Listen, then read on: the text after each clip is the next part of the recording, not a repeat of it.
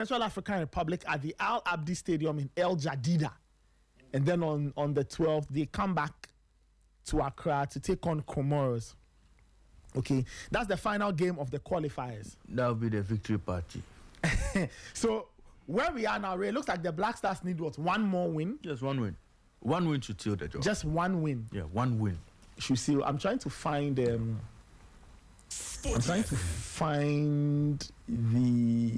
what do you call it, the group table, just to be sure of my tables. Yeah, so the Black Stars need one win, and I did the analysis last time, looking at the other teams in the group and the maximum points they can get if they win all their matches. So I brought it down to almost two teams. So the Black Stars are on 19 points. Yes. Madagascar 16. Good. Comoros 15. Okay. Mali 12. Central African Republic 5. Chad 1. Yes. So now you look at what the table looks like, and you look at the two teams directly behind Ghana. You have how do you call it? You have Madagascar closely following the Black Stars, and then you have another country, which is quickly Comoros. Comoros. Yes. Okay, fine. Yes, I have it. So if Comoros win their next two games, it brings them up to a total of 21 points. 21, okay. 21 points. If Madagascar win their next two games, it takes them to 22. Okay. If the Black Stars win their next game, it takes them up to 22. Okay.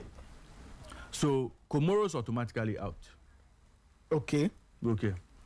Leaving Ghana and Madagascar to slag it out. Now, if Ghana and Madagascar finish level on points, the head-to-head rule, Ghana beats Madagascar on both fronts. Yes. On goal difference, again, Ghana has a goal difference of plus 11. Madagascar have plus 7. Okay. Again, Ghana is ahead of Madagascar. Unless Madagascar is possibly beating their next opponent 7-0, 10-0 to go ahead of Ghana as far as the goal difference is concerned. Yes. But if Ghana beats whichever country, whichever opponent is ahead of them, say 2 or 3 goals, I think that Ghana should comfortably go to the next game.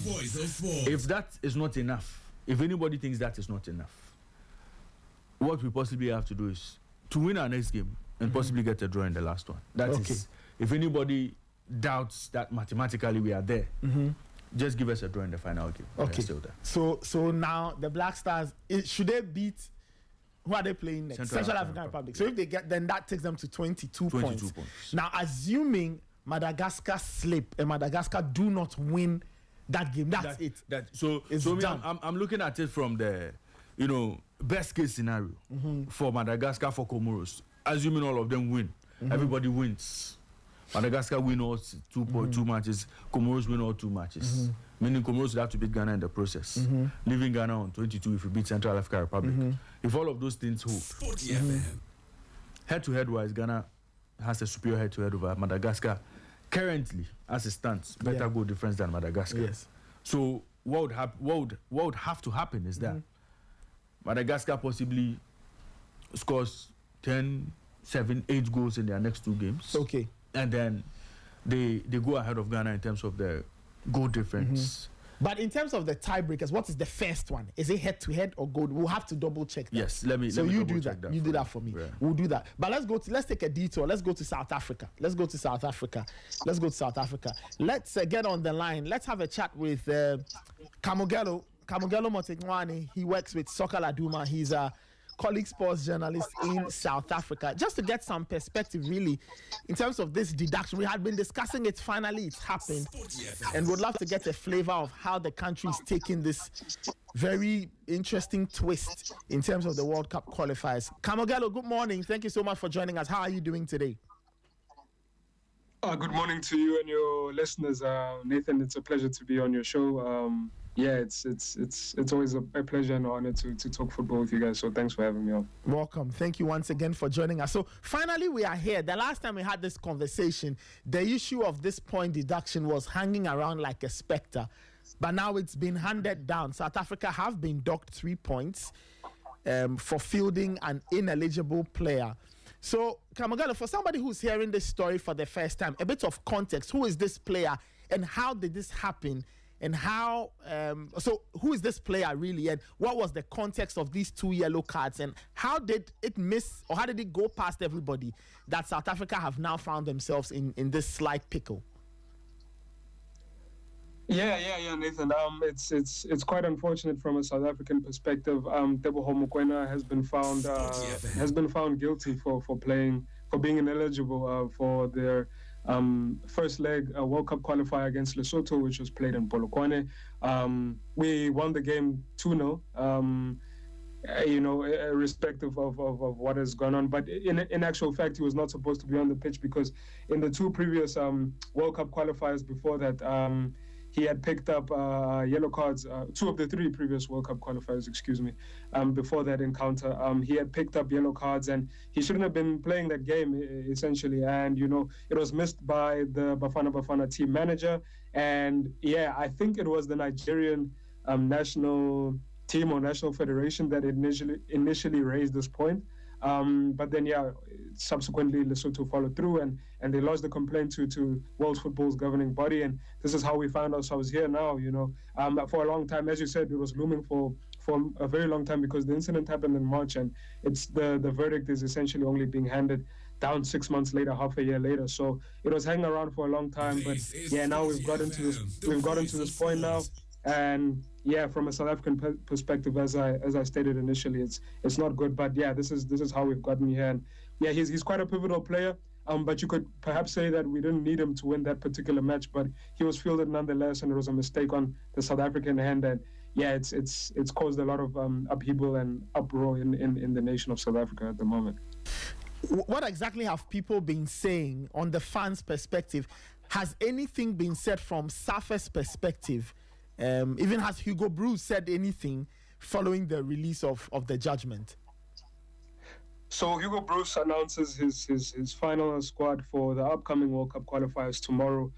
So we'll hear his comments when after he announces the players that he'll take into the last 2 qualifiers. But from a SAFA perspective, they after FIFA released their statement confirming the 3-point deduction and the subsequent fine of 10,000 Swiss francs, they did claim that they will appeal the decision. That the mistake happened and it wasn't their intention for that particular incident to take place. But as is with all mistakes, it's never the intention. But there need to be consequences, and FIFA rules state that the punishment is the punishment, and that's essentially what's been handed down to the nation of South Africa. From a fan perspective, fans are very, very upset with how we've gotten to this point, a nation of South Africa, because it's the team manager's responsibility to ensure that all the players that are eligible to be playing are to be playing, and the ones that aren't shouldn't even be up for consideration. So our Bafana team manager, his name is Vincent Saka. He's been coming under a tremendous amount of scrutiny. People have been phoning in on the radio stations. People have been, causing commotion on the social media platforms as well.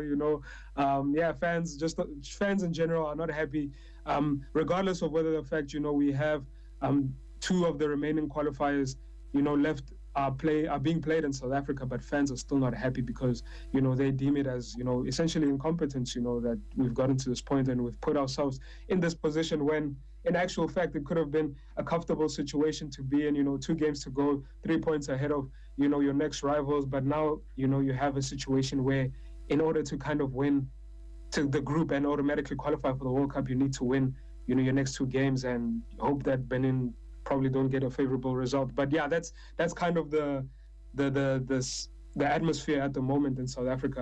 It's not good at the moment. I can imagine. I mean, if this had happened in Ghana, people would be up in arms as well. But Kamagalo, so which games are left for South Africa?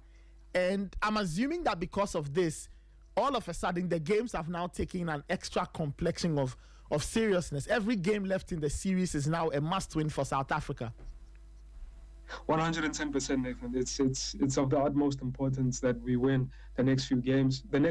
So we play Zimbabwe and Rwanda. So the Zimbabwe game is actually supposed to be an away fixture, but because Zimbabwe don't have any FIFA or CAF approved stadia, and their alternative venue in Botswana is going to be used by Botswana, they had no other choice but to play the game, or they thought it would be feasible to be playing the game in South Africa. So that particular encounter is going to happen in the city of Durban, which is in South Africa. And now fans have been rallying and have been all over the social media platforms trying to get South Africans to essentially be part of that encounter, and to back the team. Because as you said, it requires a newfound importance. There's been a huge emphasis placed on that particular game. And then after the Zimbabwe game, we play Rwanda. Rwanda is the only team to have beaten us in this FIFA qualification campaign thus far. They beat us in Rwanda just before the last AFCON. And albeit under dubious circumstances on an artificial pitch, very wet, in a very subpar stadium, with all due respect.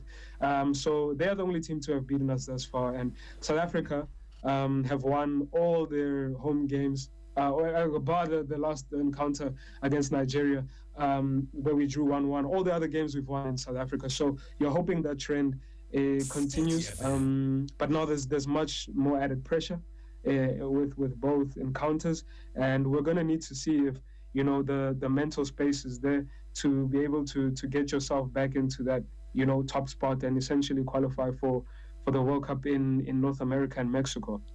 Finally, Kamogelo, just to go back to the very top, you did say that the FIFA judgment gave a condition or a window for an appeal.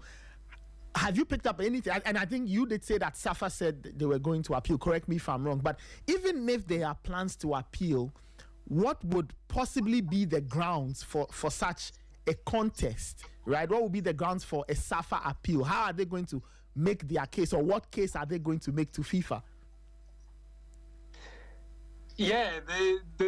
There's as you said, as you said, they are going to appeal the verdict.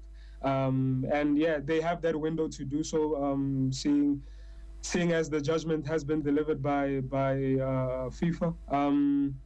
But it's very hard to make a case for what could possibly be the reason, or what could be a legitimate reason as to why that particular infraction took place in the first place. I don't know, they said in their statement that, it was just a matter of, it being incompetent. And I guess they're just, kind of appealing to the humanity that FIFA might have. Because in their own statement, that's what they said, they kind of use that word as far as, incompetence is concerned. So, they're hoping, I'm guessing that that FIFA can hear them out from a human perspective. But at the end of the day, this is football, and rules are rules, and they need to be adhered to. But if they essentially transgressed upon and they are breached, then there's very little room for leeway as far as that's concerned. So I don't think that, in my opinion, and from what other experts that have been in such positions have said, it's unlikely that FIFA overturned this decision, and it's likely going to be upheld. So it's all a matter of doing the business on the pitch, I think this also goes, because I've heard a lot of what Nigerians have to say, and that they could have a slight glimmer of hope as far as qualifying is concerned. But at the end of the day, the talking the talking is going to have to be done on the pitch.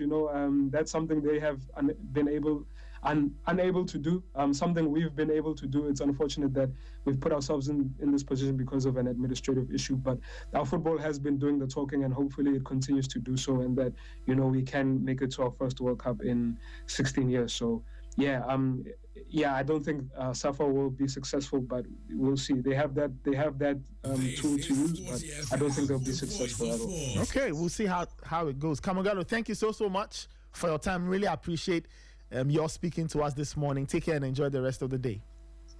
thank you so much once again for having me. I hope you and your listeners have a good morning as well. Thank you. All right, thank you so much. That was Kamogelo Motekwane, works with Sokala Duma in South Africa, giving us interesting perspective. Ray, so I guess the overall point, right, when you listen to Kamogelo, I guess the vibe in South Africa is that this has happened. It's happened. There's not much that can be done in terms of an appeal.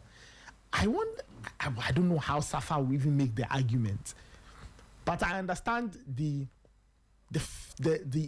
anger on the side of the fans, because this is something that could have easily been avoided. Yeah. You always check who has a booking, who doesn't have a booking, and then you check. You know who you are calling, right? Yeah. You know who you are calling. Oh, this guy's on 2 yellow cards. Let's not call him. Let's not play him. Somebody. And they are blaming the team manager. I mean, the shadow. Oh, but I mean, is he South Africa's team manager? Why are you mentioning his name? But you see, yeah, so... Yeah, so in the case of Ghana, we would hold Shadow's neck. No, but so far it hasn't happened. No, Shadow is a top guy. He's a top guy. I mean, I know that he pays a lot of attention to detail, and he won't let such things bypass him. Oh, yes. So, I mean, Shadow, shout outs to you. Champion TM. I know that yellow cards, they won't go past. He's earning his dollar. You know. So that's the thing, Ray. So all of a sudden, the group has changed. Benin leading the group on goal difference of +4. Yes. South Africa behind on +3. But they are tied on 14 points. And you are going to give us some info on the tiebreaker. So what is the tiebreaker? So per the competition rules, okay. Now, in the event where there's a tiebreaker, per the article that governs the competition, regulations 11.5, first criteria would be the team with the greatest number of points obtained in all the matches played. Okay. So automatic qualification is that you have more points than any other team. Second, goal difference in all group matches. Goal difference. Goal difference in all group matches. So we take goals scored, we take goals conceded, smash them together, and then what we get is the goal difference. Right. Okay. Now the third criteria would be the most goals scored in all group matches. Oh. Most goals scored in all the group matches. So in the event where two teams are tied, are level on points, are tied on same number of points, same number goal difference, we'll now look at the team that scored the most goals in all the matches played. Oh. So if Ghana scored 20 and conceded, well, we don't know, 10. But the most goals scored. Yes. Okay. So far, Ghana has 17. 17. Which is the most. 3 Yes. ahead of Madagascar. Right. 14. So I don't know how both of them become level on goal difference, though. Is it possible? Yes, it's very possible. Teams can be level on goal difference. Oh, really? Yes. And then If I play 17, Yeah. and concede 6, which is 11, and then I score 11 and I don't concede, it's still 11. right. Okay, so we go. So the team that scores the most goals. And then after that point, if 1 to 3 doesn't solve the ranking issue, then they now come to number 4. Greatest number of points obtained in all matches amongst the 2 concerned teams. So you are now looking at the team that got the most points when both teams met. That's the head-to-head. Yes. So head-to-head comes in as number 4. Okay.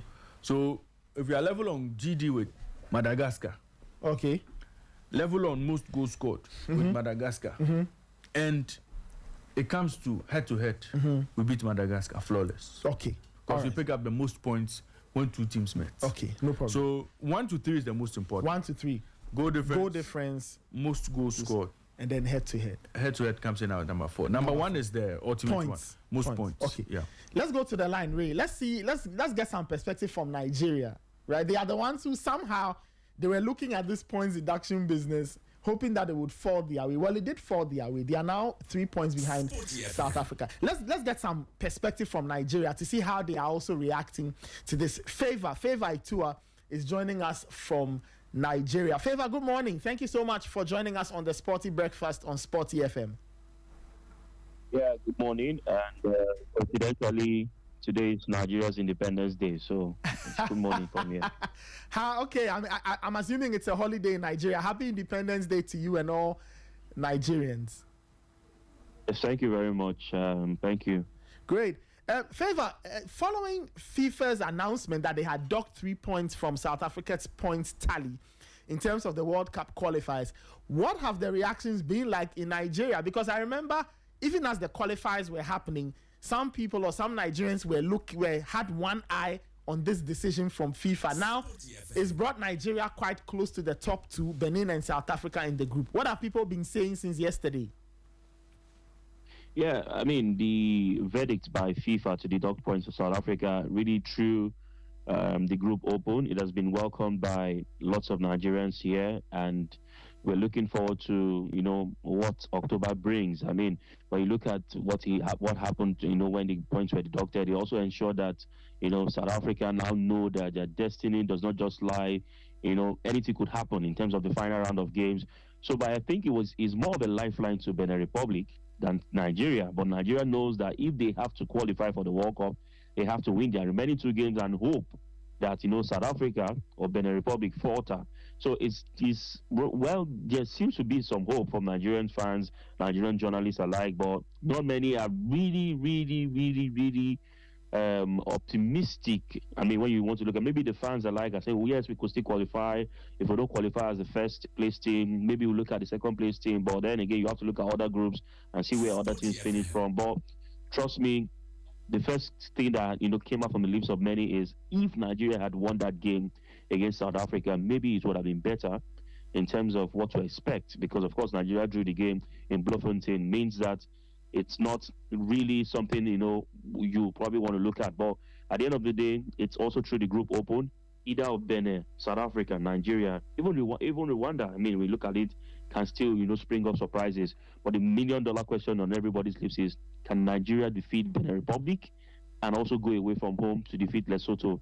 It's a $1 million question. But trust me, it's a welcome development, especially when we see that Nigeria also were, on the receiving end in 2018 when they were trying to qualify for the World Cup, when Nigeria fielded a player, Shehu Abdullahi, who was given a yellow card, and 3 points and 3 goals were deducted from Nigeria, although it did not affect their qualification to Russia 2018. So we're all looking forward to similar verdict from FIFA, although it took long, because maybe it would have changed dynamics of the way the game would have been approached in September if FIFA had ruled, I've given this decision a long time ago. Even, of course, Genotro also complained about the late decision. So, but it's going to be an interesting October in the next 1-2 weeks when the international window, comes to life.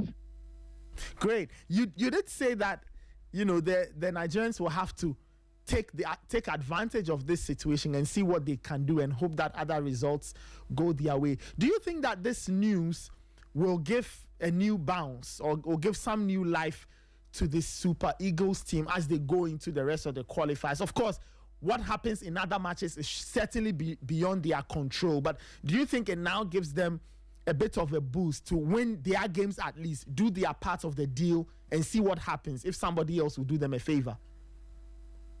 Yes, of course. I think it does. When you look at the table right now, Nigeria is currently on 11 points. If they get to win their 2 games, that's 6 points plus 11, that's 17 points. Now, if it was before, when FIFA had not given this verdict, it means that they approach the games with some bit of not seriousness in terms of they know already that South Africa already had 17 points, is there anything to really play for? But now that 3 points have been taken off, the boys will now have something to fight for. And also change the dynamics of the game, even both in Nigeria, the game against Benin Republic. I know, for instance, Genotro was the former coach of Super Eagles of Nigeria. He also will be coming to Nigeria to see if he can pick maximum points because he also wants to qualify. So I think this particular verdict will shape how the games will be approached in October, this month. So the boys are going to be looking forward to, trying to correct the errors, against these teams. But again, difficult task. I mean, Benin Republic are not pushovers. When you look at how Genotro has changed. Nigeria lost in Abidjan when they played in the first leg during the qualifications for the World Cup. So it means that it's not something they can just come around and get to. But interesting news is some of the players who were injured have already come back to action. Victor Osimhen is back, so maybe that might also be a boost for Nigerian side. But this is, I mean, the NFF president did promise Nigerians over the week, I think last week when the Congress held in Nigeria, that Nigeria would do everything possible to qualify for the World Cup. But we all know that, you know, talks are just one of the things you can do. The main game thing is to play your game on the field of play and ensure you get maximum points. The qualifiers is no longer what it used to be in Africa, where you can see Nigeria play against a team and you predict a 3-goal score line. Teams have started improving in Africa. I mean, we're seeing upsets here and there, but like I said, a country who is serious to qualify for the World Cup do not start now. They would have started before now. So Nigeria put itself in a precarious situation, and it had only meant that we now have calculators starting to calculate what happens here, how do we go from here and here. But the first major task is win the next 2 games. Is it possible? Yes, it is possible. But how difficult? I mean, it's definitely very difficult. So it's definitely changed the momentum going into the game in October.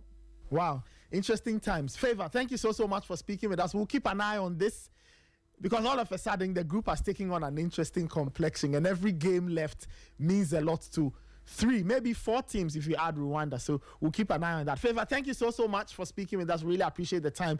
Happy Independence Day once again, and enjoy the rest of your day.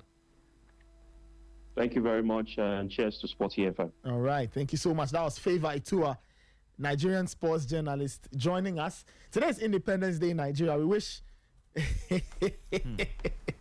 we wish them the very best. October 1, Independence Day in Nigeria. I wish them the very best. So this is the situation, listeners.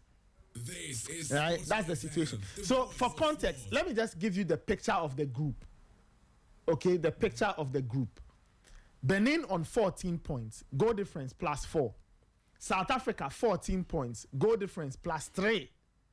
Nigeria 11 points, goal difference +2. Rwanda 11 points, goal difference 0. So that's where we are in that group, right? That's where we are in that group. Now, Nigeria's maximum tally they can get, the ceiling they can hit, is 17 points. Right? The ceiling Nigeria can hit in terms of the group is 17 points. 17 points. It's the same thing applies to Rwanda. The ceiling Rwanda can hit is 17 points. If you go to Benin and South Africa's case, the maximum the 2 countries can hit 20 points. Okay, 20 points. So, listeners, you can even find the tables on our social. So the graphic is there. You can have a look. So the maximum Benin and Nigeria can both hit in terms of point tally is 20 points. Right? 20 points. So that's the thing. Now for Nigeria, their situation is slightly precarious, because one more win for either Benin or South Africa, or one more win for both Benin and South Africa, effectively puts paid to Nigeria's chances. Mm-hmm. Effectively puts paid to their chances, because then those 3 points will move Benin and or South Africa to 17. If the 2 of them get 3 points, 17, and that's the maximum Nigeria can ever get. So Nigeria will not get any more points apart from that. So that is done. Then the 2 countries will have to slug it out.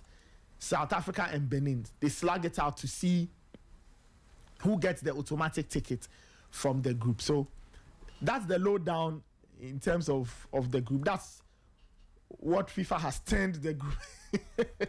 FIFA has turned the group into this. A group that had South Africa feeling really cool. All of a sudden, now every game is very, very, very important. They need to win every game. But what helps South Africa, what they believe will help them, is that their next 2 games are at home. Even though one is technically an away game, because the next game against South Africa is registered as Zimbabwe versus South Africa. But as you heard Kamogelo say, Zimbabwe cannot play in their country because they don't have an approved ground. That's correct. So, NSA, you see, when we say some in the ministry, when we say the things we see, have you seen? Let us fix our ground so that one day we'll not fall into this pit where now we have to be playing home matches away from home. So that is an aside, though. But South Africa plays Zimbabwe in South Africa. because Zimbabwe don't have approved facilities. So that game is in Durban, but it's officially an away game for South Africa. So Zimbabwe at the home side, South Africa at the away side, but it's being played in South Africa. And then South Africa will play Rwanda in South Africa on the 12th of October. So they have 2 games in South Africa. Yeah. And their hope is that they'll be able to get points. If South Africa gets all 6 points, they are in a good place. But it will come down to goals, because Benin have 1 goal more than South Africa. Yeah. So South Africa now will have to pray that something happens to the Beninese goal difference whilst they get theirs on. So South Africa wants 2 things. One, the Beninese points, they want the points build up of Benin to stall. So either 2 losses, 2 draws, or a win and a draw. That's if they are being charitable. Yeah. And then South Africa themselves are hoping that they can get more points on the board and get more goals to upstage Benin's goal difference. So that is where we are. The battle lines have been clearly drawn between Benin and South Africa, what they must do to help them qualify to the World Cup. South Africa are hoping to make their first World Cup. They were there in 2010. Yeah, 2010, yes. Since 2010, they haven't been there. 2010, they qualified as hosts, but they haven't been there since. So that is the problem of the day. Well, Nathan, from what looked like an easy ride for the Nigerians, for the South Africans, it's almost becoming a complicated case for them. But you can trust them. They've done well up to this point. They've been very good in the qualifiers. Mm-hmm. They've been very good. And so, for Hugo Bruce, his work is well cut out for him. Win your next 2 home games. Mm-hmm. Finish.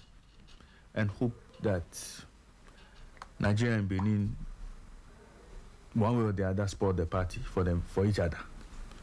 And then you slip through. They cannot afford to lose any more games at this point in time. Mm-hmm.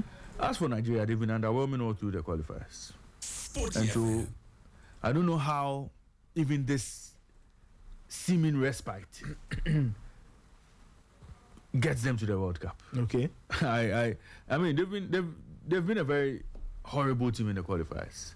With all the star power they have, with all the best players they have, with all the goal scorers you can talk about in Europe, playing for their team, they've never really been able to put it together.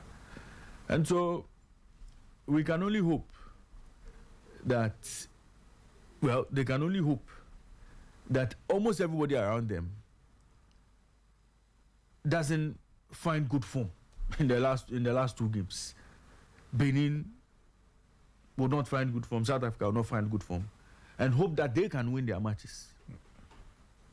One again against Benin. So, I mean, for the Nigerians,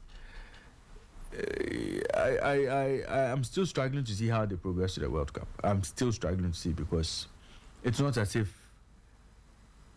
It's not in their hands at all. it's not in their hands, and it's not as if they've been exciting, or they have that fear factor when it comes to the qualifiers. They've not had it. I still see South Africa being favorites to go through, but Benin can be the party spoilers because of the coach they have in their fold. Mm-hmm. I think that Gernot Rohr does a good job with this Benin team, and they are through to the World Cup. That's huge. That would be huge. That will be huge. That will be huge. Yeah. Hey, I can imagine, an episode where that happens. Mm-hmm. As you mean, I'd really love to go to Benin to go and capture the vibe. I haven't been there since I left in 2008. Yeah, we have to go. Yeah. If they do qualify party, Charlie, we have to go. You have to go there and go and speak with fans and get a taste of the flavor in Benin. So, listeners, this is where we are in terms of South Africa and their World Cup issues. Talking about Ghana, though, or staying with the World Cup, as you heard Raymond and I say, the Black Star squad will be named. Okay, Raymond and as you heard Raymond and me say, The Black Star squad will be named later this week because next week is serious times. We want to make it to the World Cup. We also have to make sure everything is fine. And then we qualify. Then we can start to think about how we are going to the USA. Yeah. Canada and Mexico. We would go. Of course we have to go. Yeah. We are going. So yeah, that's where we are. If you are listening to us and you have a comment to make, please send us your thoughts. 054-257-1061. 054-257-1061.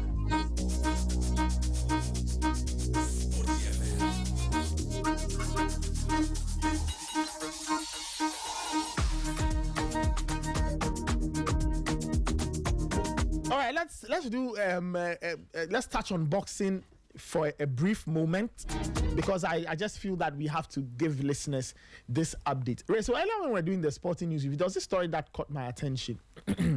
And because of that, I'll be playing a voice note from the NSA boss, the voice of the NSA boss, detailing something very important.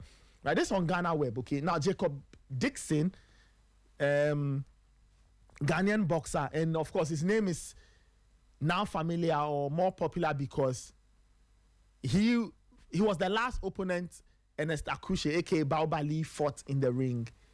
Right? A few days later, Baobali died. So Jacob Dixon, I've seen a few interviews. You can tell that he's really distraught.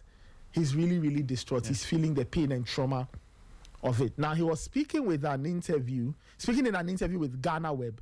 And he explained that the fight was never part of his plans because Baobali was not in his weight class.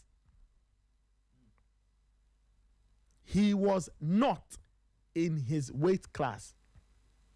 Let me give you quotes. I didn't even have that mindset to fight with Baobali because he's not my weight class. Moreover, I had never thought about fighting him. I read the quotes as I see them. End quote. According to Dixon, it was Baobali who initiated the challenge after watching his June 2025 fight against Andrew. This was Battle of the Beast. Battle of the Beast. Sheriff Mahamad's event. That's correct. Quote, Baobali watched my recent fight with Andrew in June. And because I didn't get the chance to win, he thought I'm a weak boxer. Even though he was not my weight class, he thought because of the performance I had, he could beat me. He was listening and following people's advice. He started throwing shots, using his phone to do videos and post online. It came to a time that it became worse. So I even came out to say, any promoter that will do it, I'll fight. So he went to call the promoter, Lord Coleman, to arrange the fight. End quote.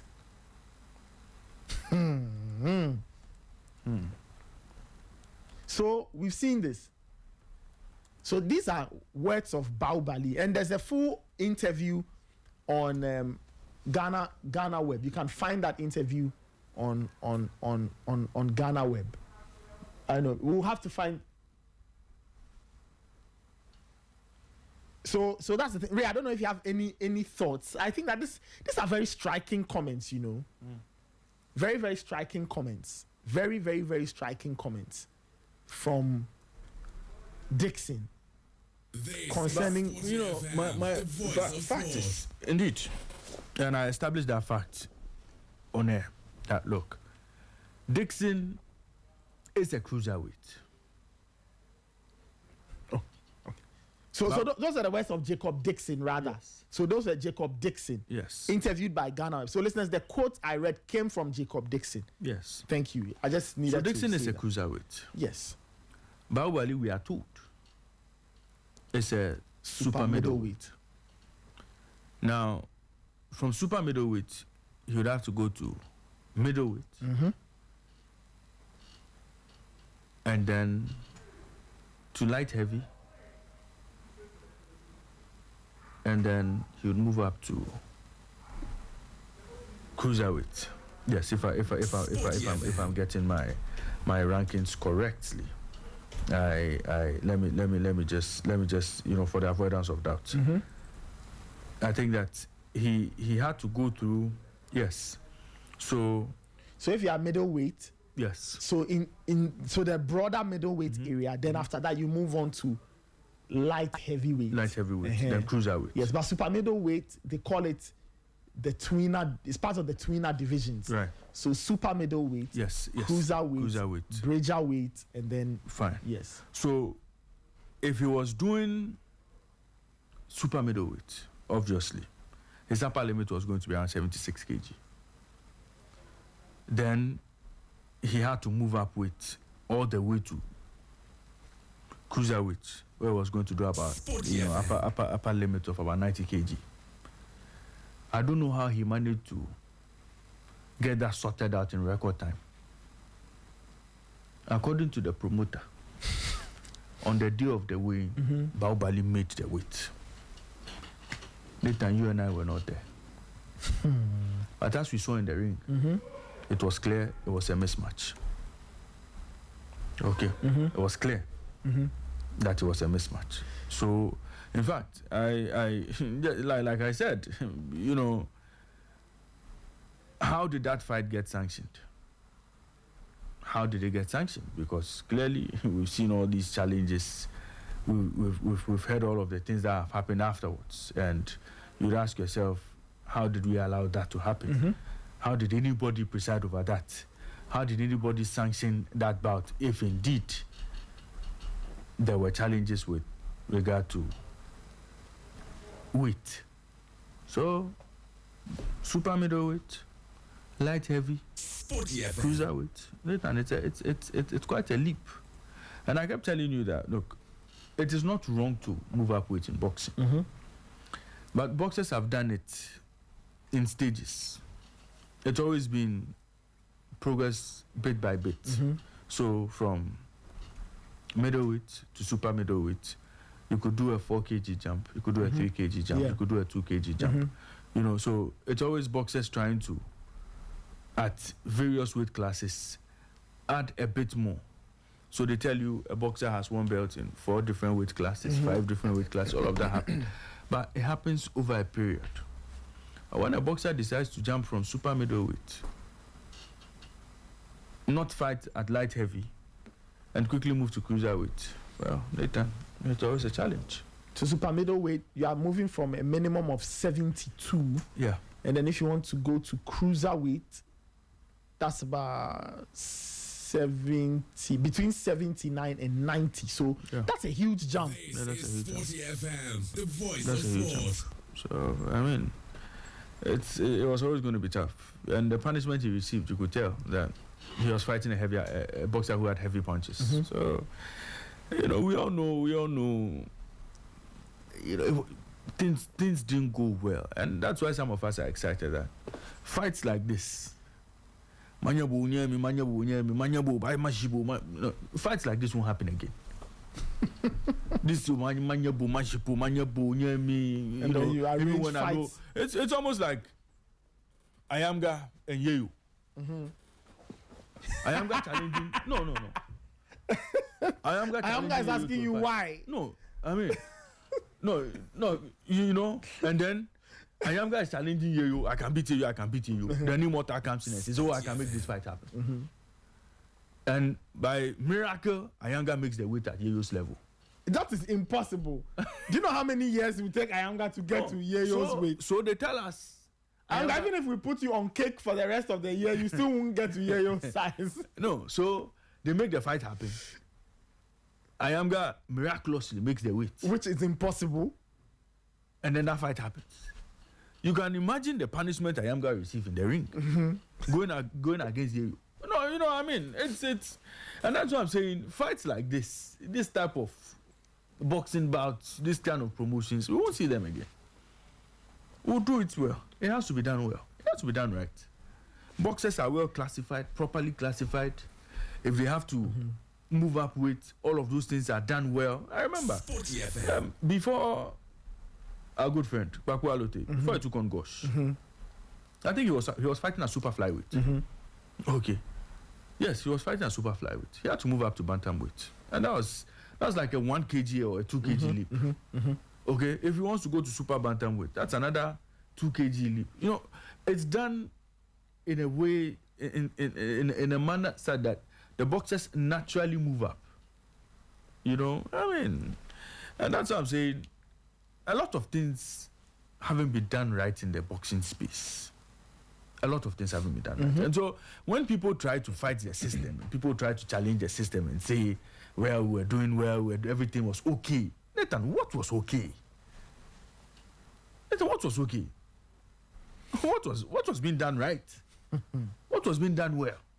You know, I mean, so good steps that have been taken, and we should never be revisiting things like this again. We shouldn't be getting back to issues like this. And Sporty boxing promoters, you see, when it comes to matchmakers and promoters, there has to be a standard. There has to be a criteria. Yep. To even say, yes, Nathan is fit to be a promoter. Or Nathan has done all the necessary tests required to get a qualification to become a promoter of boxer. Look, Nathan, FIFA doesn't just accept anybody as an agent. No way. You cannot just get up and say you're an agent. And I'm sure even in the boxing space, you cannot just get up and say you're a promoter because you have a few boxers in your stable and you can connect them to bouts. No. That doesn't give you the qualification promoter. So we got to fix everything. If anybody thinks that the space doesn't need to be sanitized, these are some of the reasons why. Okay. So Nathan, I mean, I know you have updates on the way forward for Ghana boxing. Yes. So, following the setting up of the IMC, some people have been wondering, okay, so what happens to Ghanaian boxers who are going to or who have fights outside Ghana? And Ray, you rightly mentioned Samuel Techi, who's fighting in Nigeria this weekend on the DAZN event. It's called Chaos in the Ring, and he's on the bill. But there's a suspension in terms of boxing activity. So where are we now? So the NSA boss, Mr. Ampofo Ankra, sent us a response. And I think it's a response to those questions. But, you know, it's also like a piece of education to the media and to the general public. So here's the Ampofo Ankra answering a question on what happens to Ghanaian boxers now that there's this suspension and all of that. How are they going to do their business? How are they going to take part in international events on which they are going to be present and they are going to fight as part of those events? So here's the Ampofo Ankra, DG of the NSA. So there is a need for this important clarification, and we've said that all professional Ghanaian boxers who have already duly secured international bouts outside Ghana and have successfully undergone all the mandatory medical and administrative clearances from the IMC, previously the GBA, are permitted to proceed and honor such international engagements. So that's very, very important. You know, this clarity is important because we await the post-mortem of the late Ernest Akushe, popularly known as Bahubali. It is in the interest, you know, of the greatest care.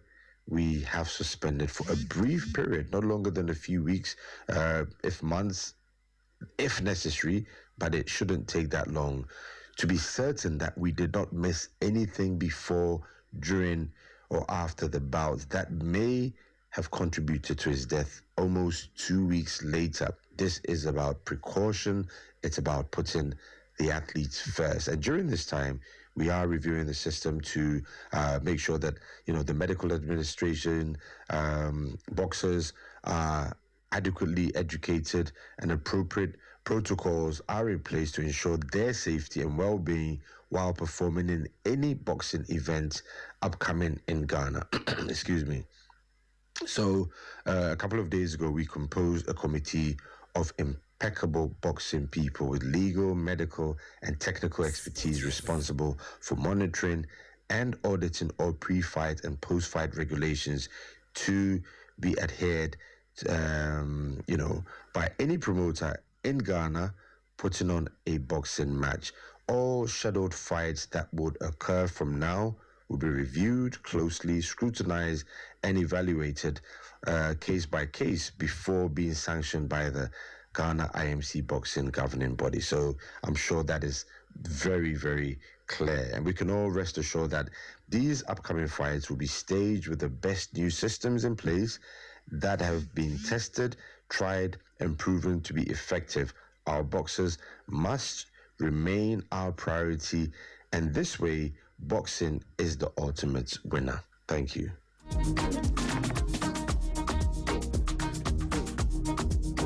So that's the DG of the NSC, Yampo Frankra, speaking or just giving out some info in terms of what happens to Ghanaian boxers. So if you see Samuel Techi's name on the bill for the Zone Chaos in the Ring event in Nigeria, and you are asking, why? Why is he going to? That's your explanation. That's your explanation. Simple. Given by the NSA boss. We wait to see. We wait to see what happens. We do have high expectations of the IMC. We have very, very high expectations of the IMC. Mr. Samir Kaptan, Azuma Nelson and co. We hope that you can, clean up Ghana boxing and then set it up for a great future. Because when all of this is done, there will be elections to have a new GBA and all of those things. So we hope that you put the right people there. You put the right people there, especially when it comes to the medical commission. Very, very, very important. Because we are doing all of this because of health and safety. That aspect of our boxing life has not been done too well. So we have to ensure that health and safety protocols are respected. If you get knocked out as a boxer, you are not fighting for the next 6 months. Correct. You go and do the proper checks. You come back. Proper checks pre-bout, post-bout. Boxers are fine. That's what we want to do. So hopefully that should happen. And I'm hoping that if Yampo Franca is listening, if the minister is listening too, I mean, maybe they should tap into the expertise of our good friend, Dr. Tete, whose name you would hear a lot of times within the boxing stakeholders engagements. Yeah. Sporty FM. He's the most qualified, I must say, in terms of his body of work as a ringside medic. There's a committee where you are trying to look for best practices, how to prevent injuries, how to make sure the right things are done, protocols that must be followed ringside, and he comes across as somebody who's worked in that field all over the world. Again, I hope that he plays a role on that committee. I'm hoping that he plays a role on that committee, because you look at his body of work, you look at his CV, I don't know anybody who has massive experience than him in that field. So hopefully Yampo Franco is listening, hopefully the minister is listening, and hopefully they look at him and then they get to tap into his brain, because his body of work in terms of his know-how around the ring and what needs to be done, I mean, boxing medicine, I think that you need that kind of brain. Let's Sporty FM. leave all of the post-Nikwe, era, all those, shenanigans. Let's leave them out of the way and tap into his brain and pick what we can pick later. Well, let's see what happens.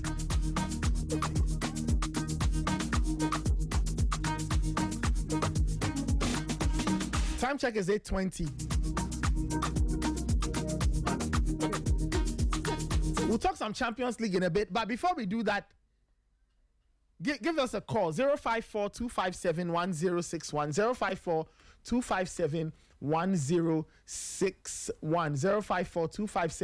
054-257-1061. Last night, there were some UEFA Champions League matches. Let me know what you think of those results. And then maybe if you want to make a prediction ahead of tonight's games too, fine. Would love to hear from you. 054-257-1061, 054-257-1061. This is the Sporty Breakfast. You can equally send us a WhatsApp message. Would gladly love to hear from you.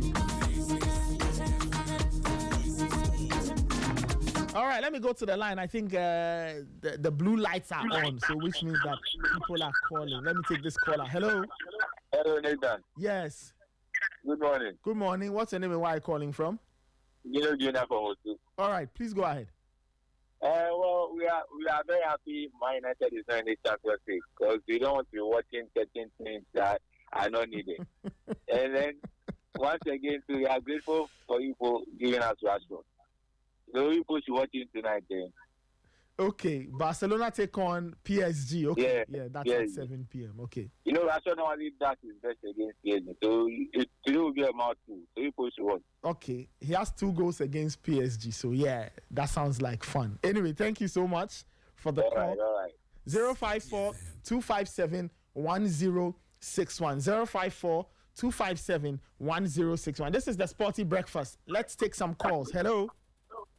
Good morning, Nathan. How are you doing? I'm fine. Good morning. How are you doing? Yeah, no, United take state bullets. Oh, this is how people will come after you when you don't do your things well. That's it. No, United take state bullets. I've told you that. Oh, right now, Man United, they are at a stage where they've become an example. So they say, oh, don't be like Man United. Hey, Charlie, no, the easiest to make sentence with them things. So. Yes, I've told you. Emmanuel, I've told you. I feel Manchester United. I mean, I feel pain. I've told you that.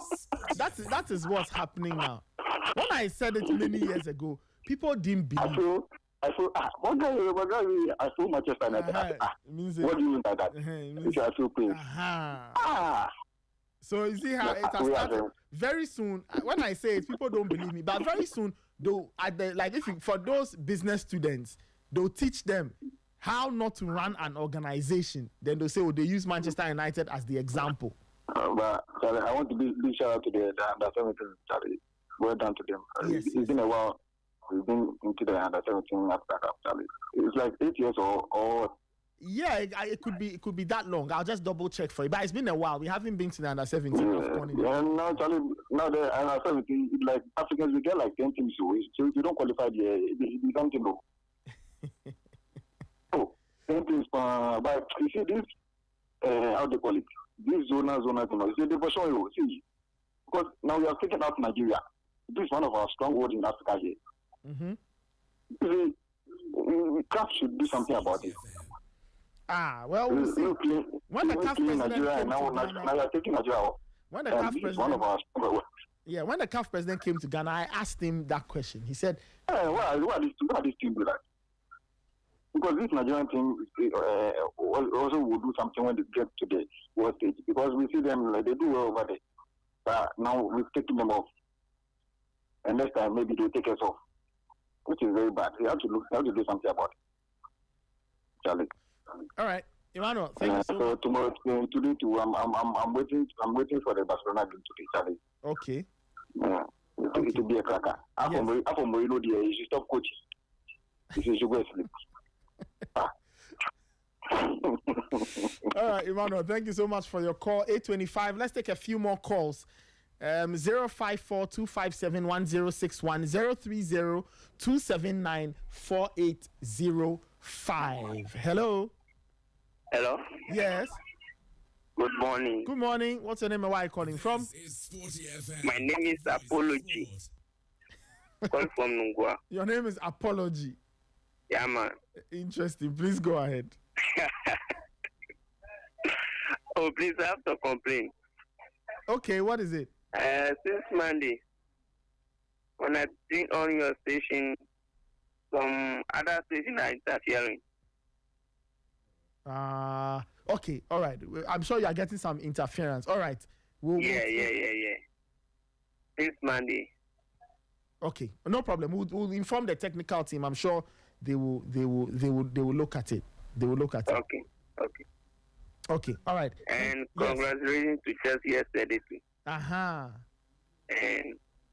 I'm expecting Barca to win today. Okay. Yeah. And my idea, though you have problem, but yours is worse. As for Man United's problem, is a very serious problem. And they should continue like. Okay, all right, no problem. Thank you so much for your call. 054-257-1061, 054-257-1061. This is the Sporty Breakfast. You can call the other number as well, 030-279-4805. Let me take this caller. Hello? Hello? Yeah, hello? Yes? Yeah, this is Brain from Michigan. Okay, please go ahead. Hey, Nathan Charlie. Liverpool killed me yesterday. Oh, what did they do? Charlie, investors. So shall I pray that their next 5 games will lose? Because all they did to me yesterday, no. I walked from America House to Santo yesterday. I don't even know how I walked because that's just a goal. Just a goal. Hey. Nathan, do you know the distance? So when that penalty came in, I was holding my iPhone X. I was holding 2 phones. I don't know. The other phone fell. Then I was like, when I saw that there is penalty, I say hallelujah and bow to Charlie. It's bad. I think sometimes, Nathan, you guys have to. I want Raymond to go in there. Let's see whether VAR is it good for football or it's not good. I want someone to get us some article about VAR because what has VAR done now? Oh no, but I think yesterday there was a penalty. You see, sometimes it will favor you and sometimes it will not favor you. Mm-hmm. You get it. But yesterday like this, I'm talking out of pain this one. But by the way, so once you're talking out of pain, that means that your judgment is very clouded. What happened yesterday? Was Liverpool supposed to get a penalty and they didn't get the penalty? Yeah. But by the way, congratulations to Chelsea yesterday. But nowadays, 4 games, 3 red cards is very bad. I think the coach have to sit the guys down and talk to them because the red cards are too much. And because right now we have so many players who are injured and the suspension they need to get the players down. Then at least because this is a season after the FIFA World Cup, like we thought that like it would be a good season, but the way things are going right now, I think the management has to calm down and especially the manager have to talk to the players. The red cards are too much. Though yesterday some of us the record we go that like, a player will be sent off. I won, but if I present my team as well, you will get the money all right. But at the end of it, Charlie, you'll be sad because the next game, Joan Pedro will not play and all those things. I think you need to let the girls calm down. Mourinho, it's time for Mourinho to hang his boots because I don't see Mourinho. This is a new era. So it's time for him to hang up. He's the greatest for Chelsea, but it's time for it. Thank you, guys. All right. Thank you so much. 054-257-1061. 054-257-1061. You can call another number to 030-279-4805. You can equally send us a WhatsApp message, right? If you have a WhatsApp message to send us, you can send it to 054-257-1061. Ray, you said what? You are telling me to what? The distance between America. You said what? Something. The distance he covered from America to Santo. It's not a joke. Hey. Wow. Let me take this caller. Hello. Yeah. Good morning, Nathan. Yes. Good morning. Yeah. This is Anubil. Okay. Please go ahead. You guys went off this morning a bit. Yes, we had a bit of a technical challenge, but we are back. Oh, okay. God made man and man made machine, so that's fine. It can happen. Yes. You guys, some of the guys, the callers, they should leave Mourinho alone. They should leave the man alone. The man is eating around his pedigree. He's eating around his pedigree. Chelsea, as at now, they wish they have Mourinho.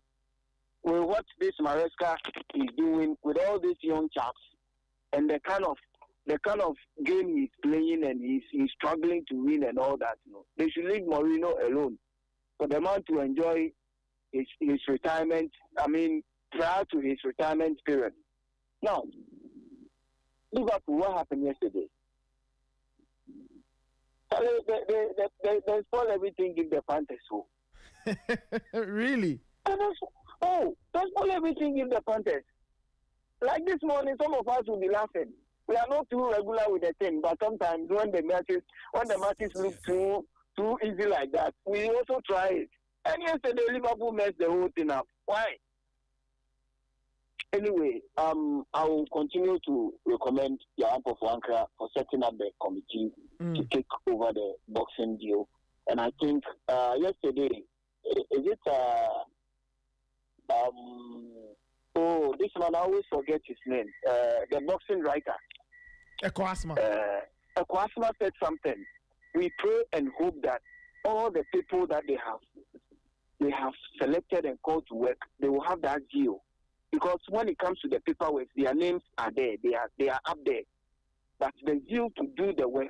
You know, our people, the people involved in boxing are a bit difficult. You know what I mean? The understanding is some way crap. So if you become too much book-law with them, when you try to do the right things with books and all that, then they find it difficult. They think it's out of their reach. So it takes people who understand them and be patient with them. You understand? Most of these boxers are uneducated. If I said it wrong, forgive me. So if you try to do and put a lot of paperwork, which will help them, they tend to find it very difficult. So if you are not patient, you won't be able to help them. So they should be patient and they should be willing to do the work for us. Thank you, Nathan. All right. Thank you so much. 8:32. This is still the Sporty Breakfast.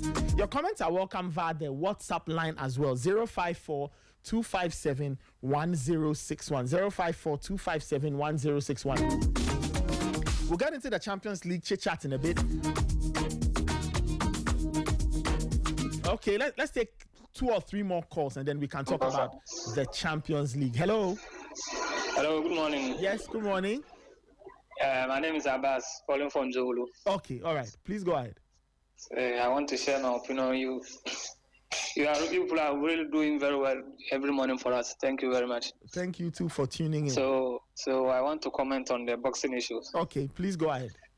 So we thank the Ghana NSA for suspending the boxing authorities for now, and I think we have to make sure all the necessary things are done before they continue their work. Secondly, what I'm going to say is no sports, but I have to say it so that we note it down. Hello? I'm listening. Please go ahead. Yeah, we have one issue in Ghana here, which is our roads. Okay. Every day at least 8 people die through road accidents. So what are you going to do to stop that one too? We need to stop the road so that we make inquiries. We make inquiries so that people will stop getting accidents on the roads. Yeah, so I think the Ghana government should stop the drivers on the road so that we go through the process that boxing through people are going through so that we will stop road accidents. Thank you very much. Okay, interesting thoughts. Thank you so much. Let's take 2 more calls and then we talk about the UEFA Champions League. The Under-20 World Cup is happening in Chile. For those who do not know, I'll be telling you a bit more. There are some results on the table. I'll be sharing them with you in a second. But let me take this caller. Hello. Hello. Yeah, hello. Good morning. Yes, good morning. What's your name and where are you calling from? This is Mr. Kings calling from Accra. Okay. The PRO for Ghana waterway champion, PSG Tanzania waterway champion, and then UB African waterway champion, Samson Segeji. Okay, wonderful. So I've been watching the show this morning, and I just want to congratulate you guys. And you guys are bringing boxing into the conversation on our airwaves, because for some time now, boxing hasn't had this attention. Okay. Even though we are facing tragic, like it's a tragedy for us to be experiencing 2 casualties in 6 months, which is very bad for the sports. But I think, even though it's bad, but looking at the airwaves now, how everybody's talking about boxing, talking about football, talking about their health, talking about the kids in sports, their health, how we can protect them, what are we going to do as a nation, not as a people, to put these people at the right place, so that when we call on them to compete in any competition like the Olympics or whatever, we are sending the best athletes out there. You know, so I've said this a lot, and on any platform that I go to, I always tell them that, okay, can we dedicate, like, in a day, 30 minutes, talk about, like, boxing, just to project, or maybe if any media house can dedicate a time, or just go on the field, go to Bukom, go to the gym, go to Accra, Choco, any part of Accra where boxing is very, very vibrant, where they make it like a culture. just do a documentary of like 30 minutes and then just put it out there because we have a lot of talent out there. So I'm just glad that like boxing is part of the conversation now. And I hope that this is not just going to be the end of it. After this has been solved, the NSA, the GDA, everybody had their like agreement done and everything is in place. Then the conversation went back like it's dead again. I hope Sporty FM, Sporty TV, you guys can keep this conversation up. But I promise you, there's a lot of talent in boxing that the nation can benefit from, but there's no attention there. Thank you very much for that. All right. Thank you so much for your call as well. Really appreciate it. Let me take the final caller and we can move it on. You can also send your comments onto the WhatsApp number 054-257-1061. Let me take the final caller for this segment and then we move on. Hello. Hello, Nathan. Good morning. Yes, good morning. My name is Anat. I'm calling from Matayako. All right, please go ahead. I don't know what's wrong with Chelsea fans. They are supposed to be celebrating Jose Mourinho. Jose Mourinho has paid his dues for Chelsea. I don't know. If not for Jose, I don't know where Chelsea would have been. Imagine this cup of players being given to Jose. What he'll be able to do with this hard working, with perseverance.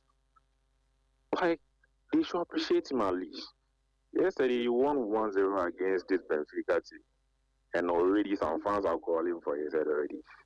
Like, what's the business of saying Mourinho should retire?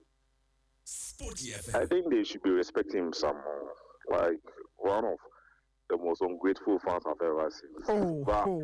Why are you saying that? Oh, come on. We all know the story. Jose and Chelsea, the first coming, the second coming, we all know the story. How they were supposed to buy him some players. And we know the story. I don't have to go back and forth about this. So they need to be appreciating him. Me, for one, I don't know. I used to be a Chelsea fan, but because of Jose and how they treated him on two different occasions, I've stopped supporting Chelsea. I see. All right. Interesting thoughts. It's but on the boxing issues, we are really appreciating your efforts. We really appreciating your efforts. That's nice of you guys. At least we can call ourselves a boxing nation, and you have dedicated at least a time to talk about boxing. That's really nice of you guys. Nice work. Okay. All right. Thank you. This is still the Sporty Breakfast. Your comments are welcome on the number 054-257-1061. 054-257-1061. Some comments have come in on the WhatsApp, but let me go through that. And whilst we do that too, let's just zoom into our Champions League conversation. Okay, before we get into the Champions League,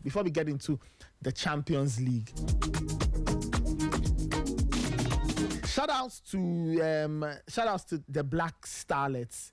Last night they did really well. They beat Nigeria by 2-0 in the semi-final of the WAFU B championship. Right now, they needed to win that game to get into the final, and getting into the final has given Ghana a ticket to the under-17 AFCON. Okay? To the under-17 AFCON. The Black Starlets put up a very good performance. They scored twice in the first half. Okay, and now the second half, they needed to keep the Nigerians at bay. And they did that. They managed to get themselves the win yesterday. It was a very interesting performance for the Black Starlets. They scored after 21 minutes, right? After 21 minutes, and then they managed to get the second goal.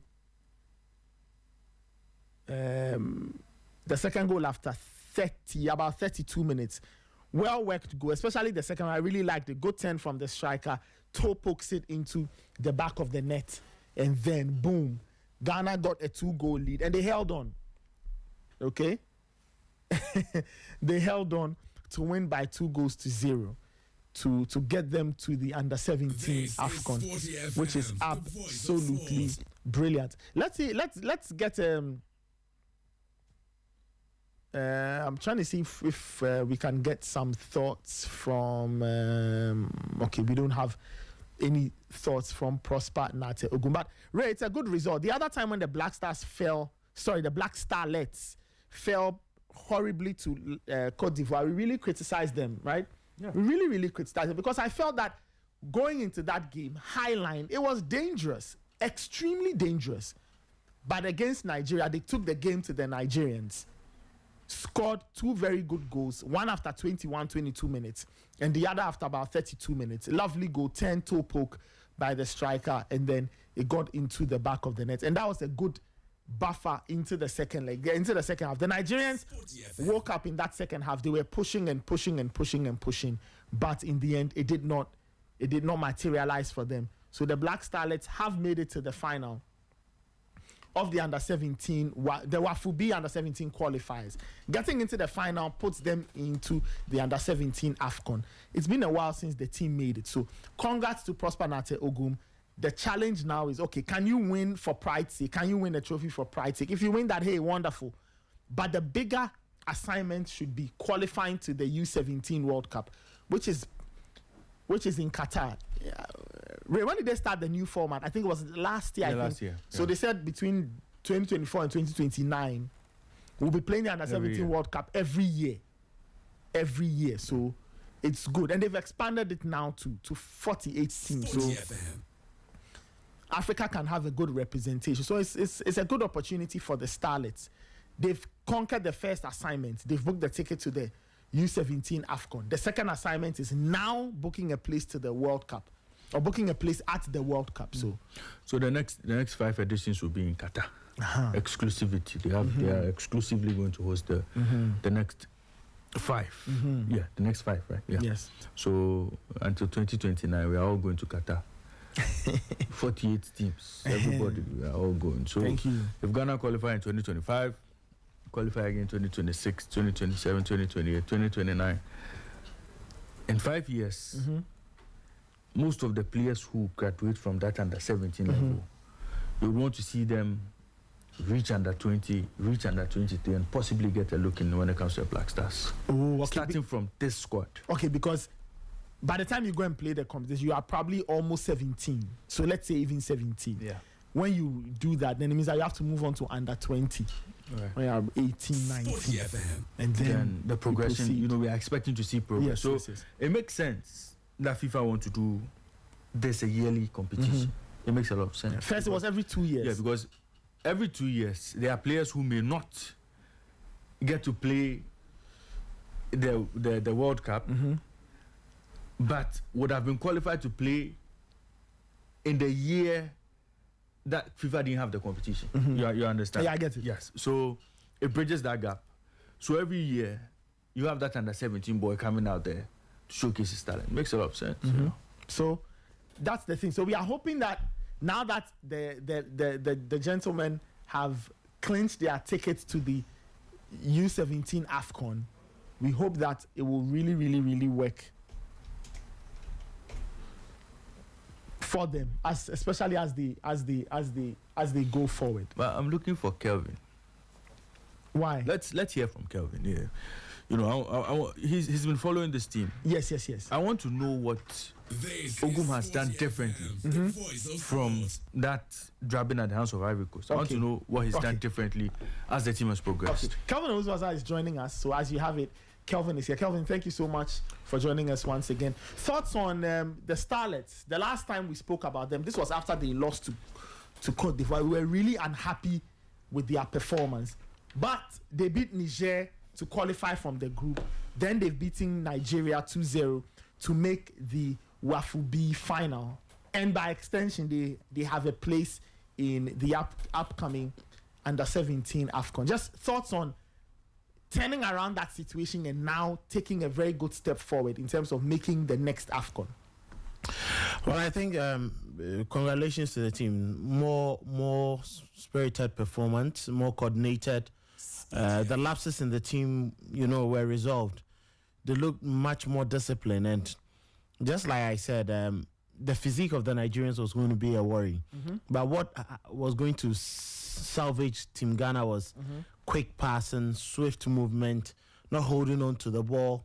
Because if you look at the two teams, talent-wise, Ghana was just up there. Nigeria couldn't match, the talent pool and the quality of the Black Starlets. So I think what helped the team was limiting, the threat of the Nigerian team by playing a game that would have suited them physically. So it was more about the transitional play being much more exciting than previously when the players were, hinging on individual brilliance. And I think it's always about lessons as a coach, You change time and time again. You make things better in your own way. And I think that is what we saw from the Black Starlets, Dr. Prosper Nateogum and his players. What they did was the high line that was giving us lots of worries. You could clearly see that the high line wasn't, there.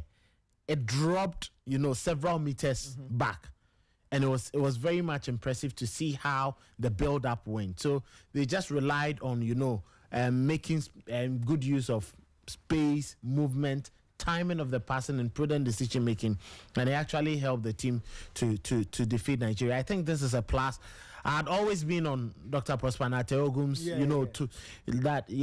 I don't think he's the best man for this, but I think gradually he's churning out the result. It's becoming clearer that he's getting to understand, these lads, and these lads are also getting to understand him more. It's all about the ample time that he was delivered. And if you listen to his post-game conference, he made mention of the team, the Ghana-Nigerian rivalry playing a major part in this, because they all understand that when it comes to Ghana-Nigerian rivalry, it is something that urges players and coaches to perform above their weight. So that sort of rivalry also played a part in helping Team Ghana to win. And I think that psychologically, the boys were like, come on, we cannot lose to our Nigerian brothers. If the ladies, if there are seniors in the under 20 and under 23, the Black Stars, they recently fell to the Nigerians and all that. So there was no way they were going to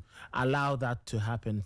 And I think it was very much important they got the victory. Good for Ghana. We are going to play in the African Youth Championship, and hopefully, if we are able to move on, we get a place in the World Cup. So congratulations to Dr. Prosper Nateogum and the boys for a well-deserved victory. It was good to see Team Ghana make that progression and ahead of not any other team than Nigeria. Yeah. Well, I Immortal, you always talk about this zonal thing. Today we have made it at Nigeria's expense. Previously, it would have been Ghana and Nigeria going together, but we've qualified at Nigeria's expense. It's a very, very, very interesting. It's a very, very interesting thing that. It's a very interesting point. One of the callers even called to say that this zonal qualification business. Preokun was the first person to complain about this. I remember when he traveled to Niger, I think somewhere around 2017, and he was like, no, it's not the right thing to be done, because when you box in Ghana, Nigeria, Ivory Coast, to some extent Burkina Faso, and then when we are playing against our neighboring countries, we find it difficult to beat them. Yeah. Whether it's Black Stars, Meteors, or any other team, apart from Black Queens, even now, we find it difficult to, beat them. So boxing us will turn to another thing. See, the last time we played the qualifiers or this competition at University of Ghana, Ghana and Nigeria couldn't qualify. So now Nigeria will sit home 2 times. So next qualifiers, if you are not able to win again, they are not going. So it's not about you are not strong or anything like that. When you go to Europe, do we see England, Spain, Italy, and maybe Germany in one group? No. You will not see. Or you go to South America, Brazil, Argentina, maybe Paraguay, Uruguay in one group. They will play together. Yeah. But in South America, it's even 10 teams, so they'll play each other. Yes, but they can go by dividing it into maybe 3-3 or something like that. And say one should qualify, which will be very difficult because the other group, when they're playing the qualifiers for this, the other group it was Burkina Faso. I think Burkina Faso, Nigeria, and then Benin. So the two have to qualify from that and then meet each other. So the zonal qualification will not help because those days you will see Ghana playing against Djibouti, Nigeria playing against Seychelles, and so on. There are some people who say that we should. Teams like Djibouti and Seychelles and things, they also have the chance to qualify. So let us play in the zone. Okay, why is it that when we go to World Cup we do seedings? Okay, fine. And then we don't do Brazil, Argentina, Italy, and maybe Spain in one group. Then we do England and yes, we have to do seedings and make sure that the strongest team will not meet at a certain point. Okay. So if you deny Ghana, now Ghana is moving alongside with Ivory Coast to the AFCON. Nigeria is not going. But should Nigeria meet maybe Seychelles or Djibouti or even a team in South Africa, they'll be able to take them off. Look at where Cameroon is. Cameroon, Central African Republic, and I think Gabon, they are in the Central Africa over there. So it will be easy. Look at the Zone A. It's Senegal and Mali. They are playing against Sierra Leone, Liberia, and co. They're not stronger. So you will always see Mali and Senegal in the Cup of Nations. You may think that probably their game is too high and they are producing a lot of players and that's why they are doing well. But if you also box them with Ghana, maybe Ghana, Nigeria, Ivory Coast, Mali, Senegal, you will see that most of the team will not qualify as it's supposed to be. Well, you see, so the zonal qualification will not help, and was one of the key things Keti Osokreku mentioned. Yeah, that when you go, you will try and do. When the CAF president came, I asked him that question. If you remember, I'm sure. I don't know what argument Ketokreku and co are making. I'm sure there are people at CAF. It's not only Ket alone who thinks that way. I'm sure there are several people at CAF who also have problems with the zonal qualification. So I guess it's an argument they have to make to maybe at that executive council level, and they have to debate it. Yeah, but when you look at all the zonas, Sifaka, Kosafa, WAFU Zone B, Zone A, it's Zone B that is being affected so much because Ghana, Nigeria, Ivory Coast, Burkina Faso, to some extent, Niger, and then Togo. Yeah. Because if you look at it, Kelvin, if you look at WAFU Zone B, it's Ghana and Cote d'Ivoire who have qualified. Yes. So Nigeria and Togo. Nigeria is not going. Remember the last time at the University of Ghana, Nigeria couldn't qualify. And then there's the Central Zone, Central East. The Southern Zone has South Africa, Angola, Mozambique. These ones they've qualified to the AFCON. Yes. So look at the countries over there. When they meet Nigeria, they will not survive. When they meet Ghana, they will not survive. When they meet Burkina Faso, they may not survive. You see. Interesting. So that's what's affecting the zone B block. So they have to do something about it. Otherwise, we always try. Because I can see yesterday when I was watching the game, Nigerians were they were seeing a whole lot of things. They were against their team. It's because we are playing against Ghana. It's because they are playing against Ghana. Yes. Yeah. Or you play against Ivory Coast or Burkina Faso. Yeah. We are very good in our zone. So we have to be meeting the other ones. Because if Europeans are not doing that, why are we doing it? Yes. We have to, because before we get to the World Cup, then you see that our teams are not strong. Because we know how much Nigeria and Ghana have contributed to the under-17 tournament. You see, even under-20. You see. So anyway, yes, we will take us some time for us to see. So Kurt may leave, another person will come we will continue blaming them. And so we don't have the talent. If you are best, you have to qualify. But some people also say that if you are good, whatever happens, you should qualify. That's what I'm saying. I won't go to World Cup. We know that other teams are good. Why don't we box the A teams and then we see them? And we have to box them in one. So you see Argentina, Brazil, Italy, and Spain in one group. But hey, then Group B, yeah, you see England. You see the toughest team in another group. In another group. So we have group all then of them. You see in code the joint teams also in another group. Then we see all of them will qualify. So the big ones will be knocked out and get the substandard teams for them to go up. Or even the African Champions League. Then you will see Ali, Raja. In one zone. In one group. Yeah, I understand you because some people say, why is it that the Champions League we don't play it in zones, and yet when they start, they do it in zones. That's why Kotoko is playing Quora and. Yeah, but I think that even that it's an open draw. Yeah. But I get your point. You can see that the teams are close to each other in terms of geography. So Nigeria, Ghana, and all of that. But in the group stage. It's not like right. Yes, yes. Sometimes the North African countries are not much. So obviously, you see West African teams because about when you take Cameroon out, about 15 countries. So you obviously have a lot of teams in West Africa. Going out of the West Africa and play. But majority of them also get to play around the West Africa and then its neighboring countries. So it will not help us, especially Zone B. And this is what has been affecting us from a very long time when they change the format.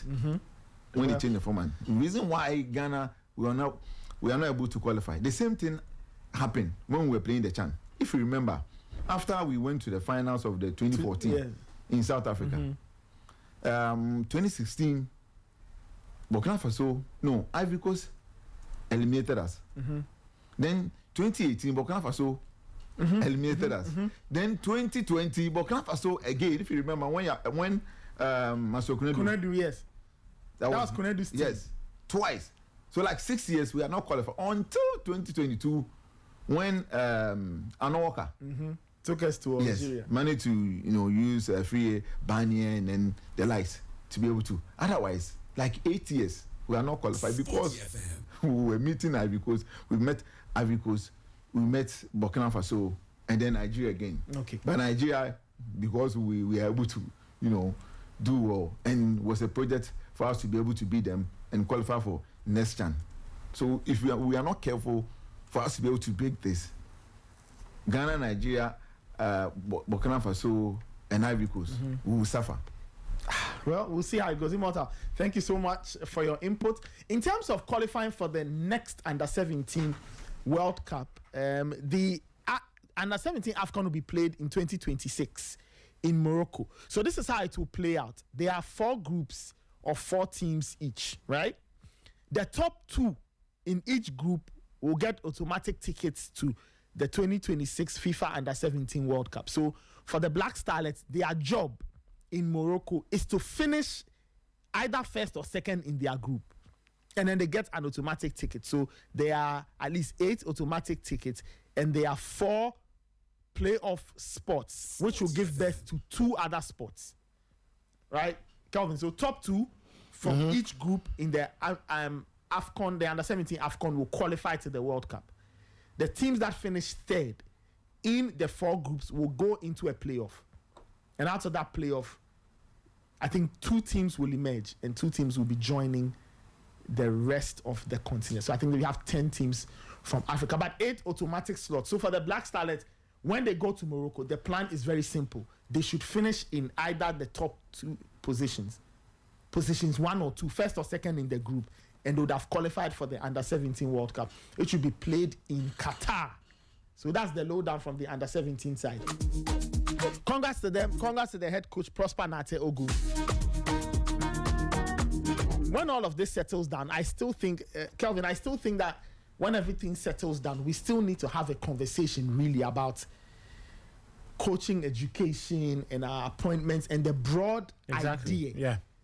so that we can still get it right at that level, right? We can still get it right. We put people where they fit. Great. Prosper Natego may have qualified. He's spoken. He says his previous works at WAFU gave him the job, and that the target given by the GFA was that he qualifies the team for the AFCON, which he has delivered. Very good. But that is not to write off what you said, and I think it is very much important, to put people or coaches where they deserve and then they belong. Now, I think the problem has been the coaches who are trusted and put in affairs who fail to deliver. Look at Masudi Dramani, what he did with the Black Galaxies, and look at what he's doing with Accra Hearts of Oak. You ask yourself, is this the same man who was training with our players that they got to a point, players who play for their clubs and then about 4 matches, the clubs, or about two matches, the clubs would have to wait for the players to join them every weekend, let's say match day -1 or match day -2 before they can play with them. You give under 17 to Park Osifap and he goes and then he fails. You give 17 to Laie, it gets disappointing, he can't make it. So consistently, the coaches who have been put in charge of our national teams have disappointed and have failed to deliver. So it raises lots of questions. And just like it boils back to the education we are talking about, because I think that if we have a pool of coaches we wouldn't be doing the merry-go-round. If one coach fails, you have the other. You don't go back to bring, a coach that you've used already, and then it's more like you are recycling. All we do is when a coach is available, he doesn't have a job, then we just go in for that coach to come and just fill into that space and then do something for us, which I think hasn't been the right thing, and the timing of the appointment has been very poor. There are times just about a month to a tournament, a week to a tournament, then we make appointment. When coaches take over, how do you expect them to deliver? Yep. It's not at the senior national team level where, you put a coach in charge. Even with that, they are spared for maybe 1 or 2 games. But subsequent games, you expect them to have a firm control of their squads and then start delivering, which I think that, the GFA and the coaches, the technical directorate of the FA should be looking at. Coaching education is important. It's very key. Faisal has mentioned it several times, and we've seen coaches, go through education a number of times. Even till now, the elite coaches do meet. The last time we were asking about at the end of every season, do we have the Ghana Premier League coaches meeting to talk about tactics, to talk about, the deficiencies in their team, so that each other would get to know that, this is how Kasim Mingolo Kansi built his nation's FC team. That made them close to invincible at home. This is how Bashir Hayford built his team over time, over 2 seasons. So, maybe I can pick some notes from here. That is what they do to share ideas. So there are times people say, some coaches are playing similar football, haram football. Their styles are the same. Maybe Arteta is copying this. No, it's because they share ideas. Yeah. So if it's worked for one, then one needs to do what? Work at it. Learn. You get it, and then pick a number of points that they can build their team with. And it helps because you broaden the knowledge base. Good. And it helps every coach to pick 1 or 2. And it can even lead to a further discussion when it comes to even the DNA we say we are doing. We can even have a further discussion concerning the DNA and say that how are we employing it in the Ghana Premier League? How are different coaches employing different aspects? Or what are the broad principles of this DNA? So much so that we will not be afraid of picking players from the local league and playing them in the national team or using them in the national team, because the education or the understanding of the principles is almost the same. Everybody understands the broad principle, and then we can easily move them all around, play them in the various national teams. So those conversations are important. Technical reports, like codifying the things we see in the league, understanding where the game is going, what the trends are, what we can learn from the trends.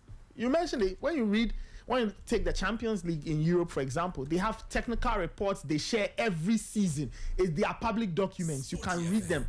Listen to what the coaches say about, say, the Champions League or the Europa League. They talk about the competition, how it went, the patterns they noticed, and where the game is going, and why they have to evolve and change. So these are conversations we need to have. On the coaching side, we don't have a lot of those conversations on the coaching side. Yes, the courses are organized every now and again, but we need to have broader conversations around coaching. Yeah. What type of football are we playing?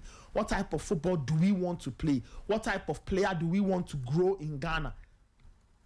You see, it's extremely important that we do that, because we can't have that conversation and say we are doing a DNA. How are we doing the DNA? How are we doing that when we don't have conversations on coaching? Exactly. Not everyday coaching, but the principles of it. What kind of football we want to play in Ghana, right? When we say Ghanaian football, how should it look like? How should we express it on the pitch? What are the principles? So it's important. That's what the Starlets. Congrats to them. Yeah. Congrats to them. They've done very, very well. Congrats to Prosper Nate Ogum and the team. Now, let's see what they do. Let's see if they can win for pride's sake. But more importantly, they are in Morocco. They've qualified to Morocco. Sorry, they are in Cote d'Ivoire now, but they've qualified to Morocco to play in the U17 AFCON, which will be played in 2026. Michael Asaibedu is joining us. Michael, good morning. How are you doing? Good morning. I'm good. How about you? Yes, we are fine. We are fine. I don't know if you want to say a thing or two about what we're talking about. We're sharing thoughts on the Black Starlets, and Kelvin took us brilliantly into the area of coaching education, conversations, forums we must have to talk about the football we play in Ghana and how we can improve. But I don't know if you have any thoughts on the Starlets specifically, and the aside conversations we just mentioned. Well, it's unfortunate I did not really watch yesterday's team, but there is a team that I have followed right before their competition, which is the WAFU Zone B. You would have to understand where Prosper has come from regarding this team and where he's gotten them to now. He did not really select the core group. This is basically the handiwork of Rimpoman. So he went around the nation scouting for talent and then putting his list, fine-tuning it to make sure that he will select a core group that will represent Ghana, not just for this year's edition, but also for the next edition as well. Don't forget the under-17 will be played on an annual basis this time around. Mm-hmm. So it was a painstaking experience. And at the point in time, Frimpong also had to choose between the Gold Stars job and then the Black Starlets job. And that is when he left his post. I was practically because he was then free after being relieved of his role as the Asante Kotoko head coach. And so he's basically had little time to train with these players, and then implement exactly how he wants them to play. So it is much more of a work in progress. For him achieving this, considering the circumstances that prevailed prior to them competing in this competition, I think that he deserves his flowers and we should give him credit. But I think he belongs to this particular terrain. He is a coaching educator. He basically deals with talent development, drawing coaching programs and models, and then working it out with players who are green and would need to be taught the basics of the game. That is how come he had issues at Kotoko, where there were times people said he was harsh on the players, because most of these players are the level, lack the basics and then some of these basics. And I think it will work with him. Again, credits to aside Prosper Ogum and aside from performance, so credit to Lai Kingston, because some of the players in there are also players that he worked with. Mark Kagawa Mensah, he's a player from the Lai Kingston team. And so it is a carry-on, and it goes on to indicate the progress made as regards players who enjoyed subsequent editions and are still profiting from the recent editions. So it looks like we have a transitional plan that is working, and then there's a progressional plan in terms of players who, as regards their age, from the under 15, under 16 to the under 17. So it looks like gradually we are putting flesh to the skeleton, and it is bringing out something that is looking pleasing. But can we stay that consistent? I think it will help. Now, to the latter part of your conversation, where you spoke about where we need to have a certain tactical plan, an ideology, or a certain like we should have it clear. Clarity should be provided regarding the trends in the Ghana Premier League as regards tactics, formations. What is the most used formation in the Ghana Premier League? How are coaches using players? Is there an evident case of the lack of a number 10 in the GPL? The use of wing forwards, the use of center forwards. We should be having a coaching dialogue, a platform where coaches meet, they discuss patterns, they discuss plans, they discuss strategies, and we are able to tell how the Ghana Premier League is shaping up in terms of the technical aspect of the game. We don't basically have a coaches forum where coaches come and share ideas, the modern trends, what needs to be done, and all the others, because eventually there needs to be idea sharing. You might be as good as you are as Samuel Boadu, but you will benefit from an idea shared from someone like Ibrahim Tanko. The same applies to other coaches on the scene. And I think the Ghana Coaches Association should be championing this. We don't often hear from them until we have sacked the coach and then they have to react. It is not best. You have to do this, you have to do that. I think we should grow beyond just the reactionary measures that we give. We should take some of these proactive steps to ensure that there is prominence injected into the coaching sector here in Ghana. We have 16 local coaches and just 2 foreign coaches in the Ghana Premier League. Can we have a convergence, maybe mid-season, when we play the season to the mid-stages, where coaches come and meet after playing a total of 18 matches? This is what we did. This is how we went about it. This was my best use pattern. We can have such dialogues to improve the scene, because at the long run, I need to learn from Nathan. Nathan needs to learn from Kelvin by sharing ideas, coming together to improve how we work. And until we start to do things like this, it won't help. And we need to also have coach educators on the scene, going to respective Premier League venues, having tete-a-tete talks with some of these coaches. And Prosper Natogum is one, Desmond Ofe is one, Professor J.K. Minta is one.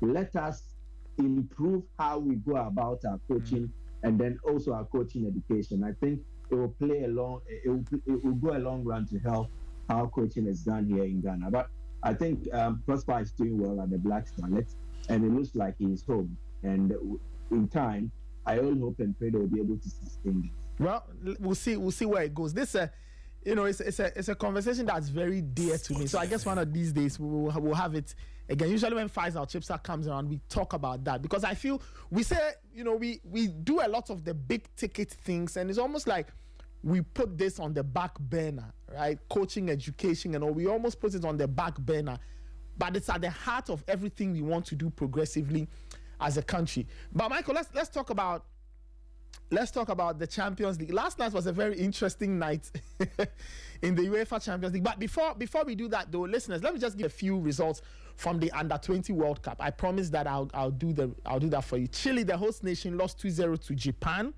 South Korea and Paraguay drew goalless. Egypt lost 2-1 to New Zealand, and it was 1-1 between Panama and Ukraine. So that's the lowdown from the Under-20 World Cup. It's currently happening in Chile for those who are interested. The games that will be played today's the 1st of October. Italy versus Cuba, Spain versus Mexico, Argentina versus Australia, Brazil versus Mexico, and then, so those are the games for October 1. All of these games are set for an 8 p.m. So 2 games are an 8 p.m. kickoff, are set for 8 p.m. kickoffs. Italy versus Cuba, Spain versus Mexico. An 11 p.m. kickoff time, that's Argentina, Australia, and it's the same time for Brazil versus Morocco. All right, let's go into the Champions League. Yesterday was a very, very, very interesting day. Atalanta 2, Club Brugge 1, Kairat Almaty 0, Real Madrid 5, Atletico Madrid 5, Frankfurt 1, Bodo Glimt 2, Spurs 2, Chelsea 1, Benfica 0 in Jose Mourinho's return, Galatasaray 1, Liverpool 0, Inter 3, Slavia Prague 0, Marseille 4, Ajax 0, and Paphos 1, Bayern Munich 5. So those are the results. Michael, I don't know which of the results tickled your fancy? I suspect it must have been the Chelsea 1, Benfica 0. Your thoughts on that? Chelsea finally win their first game in 3, but the old habits are still there. Yet another red card in a Chelsea game. And I knew Chelsea were going to win this game. It was not going to be a tall order, but they did not really impress as regards their performance. And I think they needed a win just to halt the recent slump they were in. They have not won against any top opposition. They are only win in the last 5 before this game was against Lincoln. And so they needed a win just to calm the nerves and also make sure that they don't heighten the tension. And also prior to a game against Liverpool in the Premier League, they will be very much confident in their abilities. But I think there is still one worrying trend, which is the attraction of stars. João Pedro was the second half substitute. He came on somewhere around the 60th minute. Just a minute of him being on the pitch, he earned a yellow card. He was cautioned by the referee. Then, in the closing stages of the game, he collected a second yellow card and he was red carded, meaning in the third consecutive game, a Chelsea player has been ejected from the match. The circumstances around it means that there is a certain disciplinary problem in this Chelsea setup, and it is something that predates Enzo Maresca. It goes as far back as the tenure of Mauricio Pochettino, where players were earning unnecessary yellow cards. Yes, the factors would have to be this is a very young team. They haven't matured enough, and at times their emotions get the better of them, and so they don't react appropriately. For instance, Enzo Fernandez was a captain yesterday. He was engaged in an unnecessary argument or debate with the referee. He was challenging the referee unnecessarily in an instance where the decision even the referee too did not have any serious implication on Chelsea. It was a decision in the center circle. And Chelsea still had time to organize and then put up any defensive structure to try and thwart Benfica in terms of the attack they will make from that incident. But he was there arguing with the referee, and he just had to be showed a yellow card, which was quite unnecessary. You go as far back, some of the indiscretions of players like Nicholas Jackson, a tall order, even Liam Delap, even in his young stints at Chelsea, he himself has also been red carded. So I think it is a general squad problem, and Chelsea as a club needs to be very firm in this and how they approach it. I think they need to start implementing fines or sanctions for unnecessary attraction of yellow cards and then red cards. Players need to be made aware that it is uncalled for them to put themselves in such situations and also jeopardize the chances of the team. So they should start implementing strict fines and sanctions for players who have the habit of attracting unnecessary yellow cards. If it is once, you can be cautioned. If it is twice, then the fines will be imposed and all that. Then again, I think there is a psychological angle to this. Players attracting these cards, they are young. Maybe they will have it at the back of their minds that referees are not being fair to them and they will need to step up in their own way. I think they need to understand and respect existing orders or the chain of command. And in this, I think psychologically, the Chelsea team will need help. That aside, there's a young, talented squad that have every opportunity to achieve. They have not helped themselves by being at a handicap, thereby restricting how the team will play and then get results. In the game against Manchester United, in the game against Brighton and Hove Albion, and yesterday they escaped because they had already secured that win, and Benfica were not really much of a threat.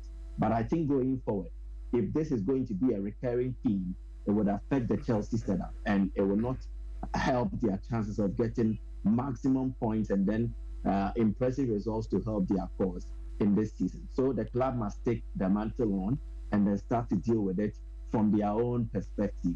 Implement sanctions and fines, and then also try to help players like situations better when they do occur on the field of play. Well, Chelsea getting themselves their first win of the new Champions League season. The other result that had some people talking: Galatasaray 1, Liverpool 0. Liverpool losing for the first time this season. Their first loss in the Champions League. I think it's their first loss in all competitions this season.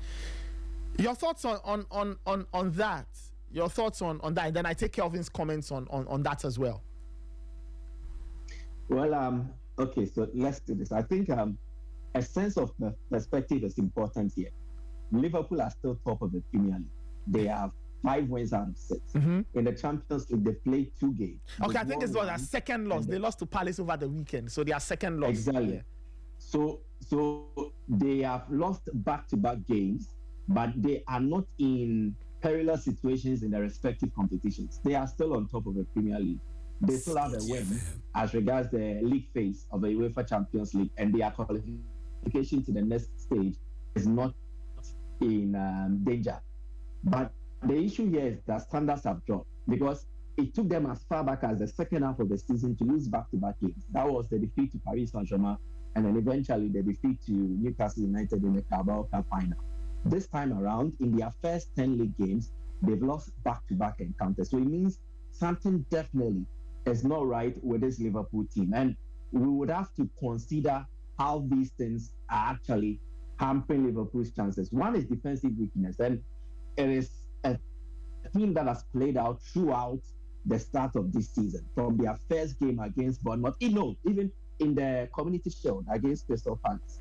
Don't forget they took a 2-0 lead and Palace had to come and equalize. So this is a team that has shown defensive frailties, and the defensive issues have had to do with the lack of a structure, error-strewn performances from some of the defensive players, including someone like Ibrahima Konate.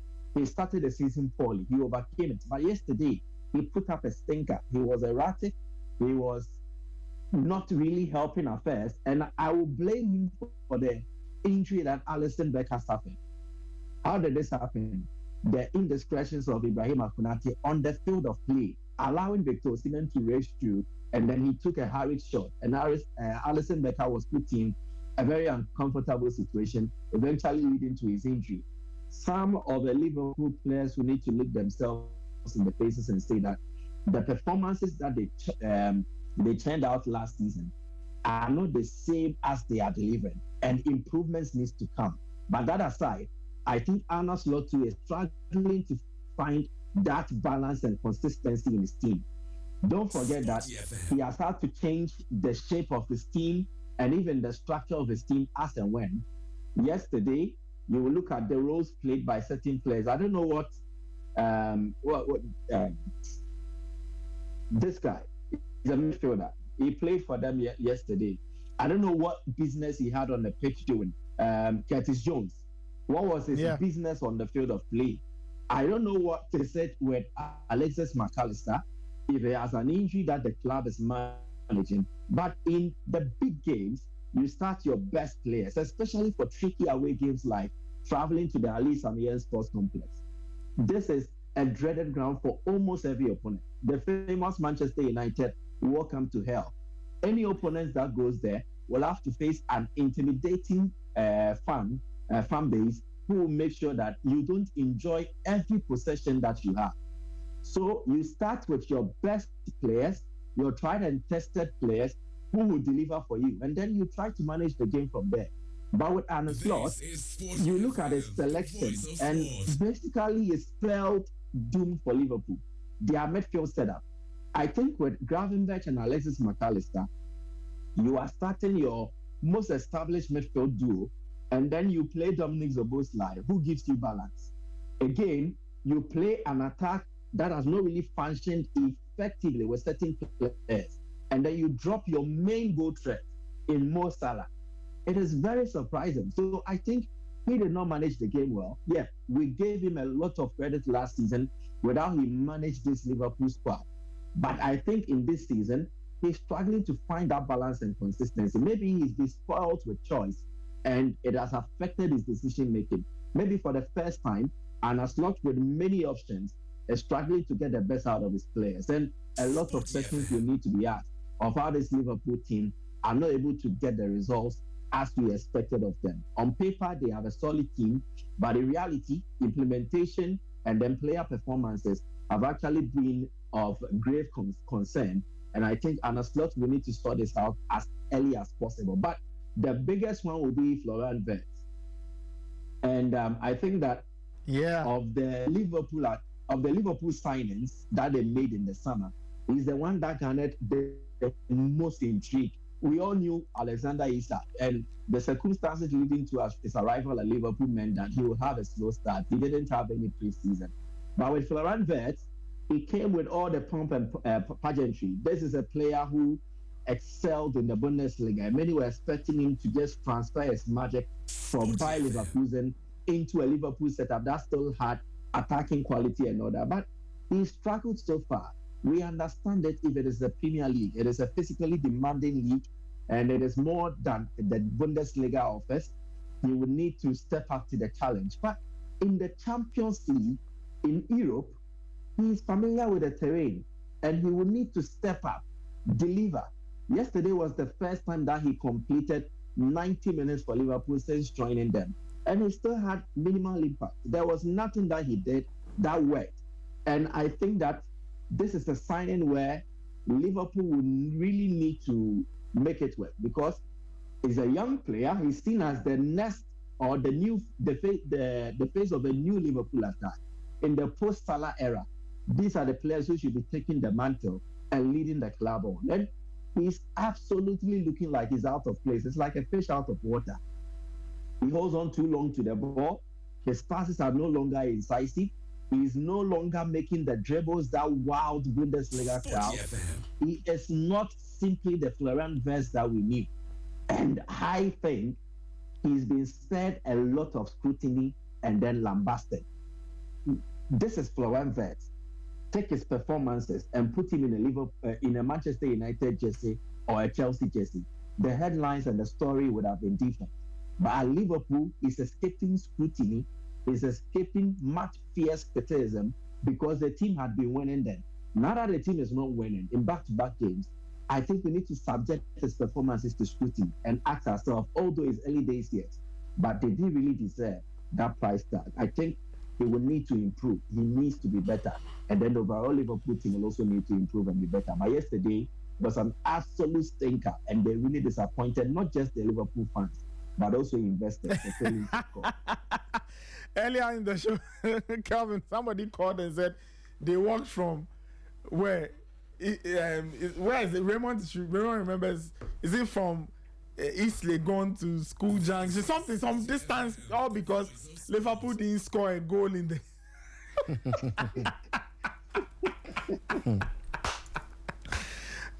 Hey, the man said he had invested in the game, and Liverpool. It was very sad. Clubby, you know the investment I showed you? Yes. Hey. Oh, they have collapsed everything. Hey. Charlie. And so all the high rise.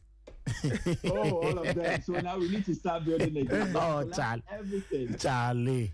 I see. Calvin, I don't know which of the games you want to comment on. Let's start from the Liverpool game. And, okay. And there was something I was saying yesterday. If you can remember when we were discussing the games, I spoke about the midfield of Galatasaray. Yeah, you did.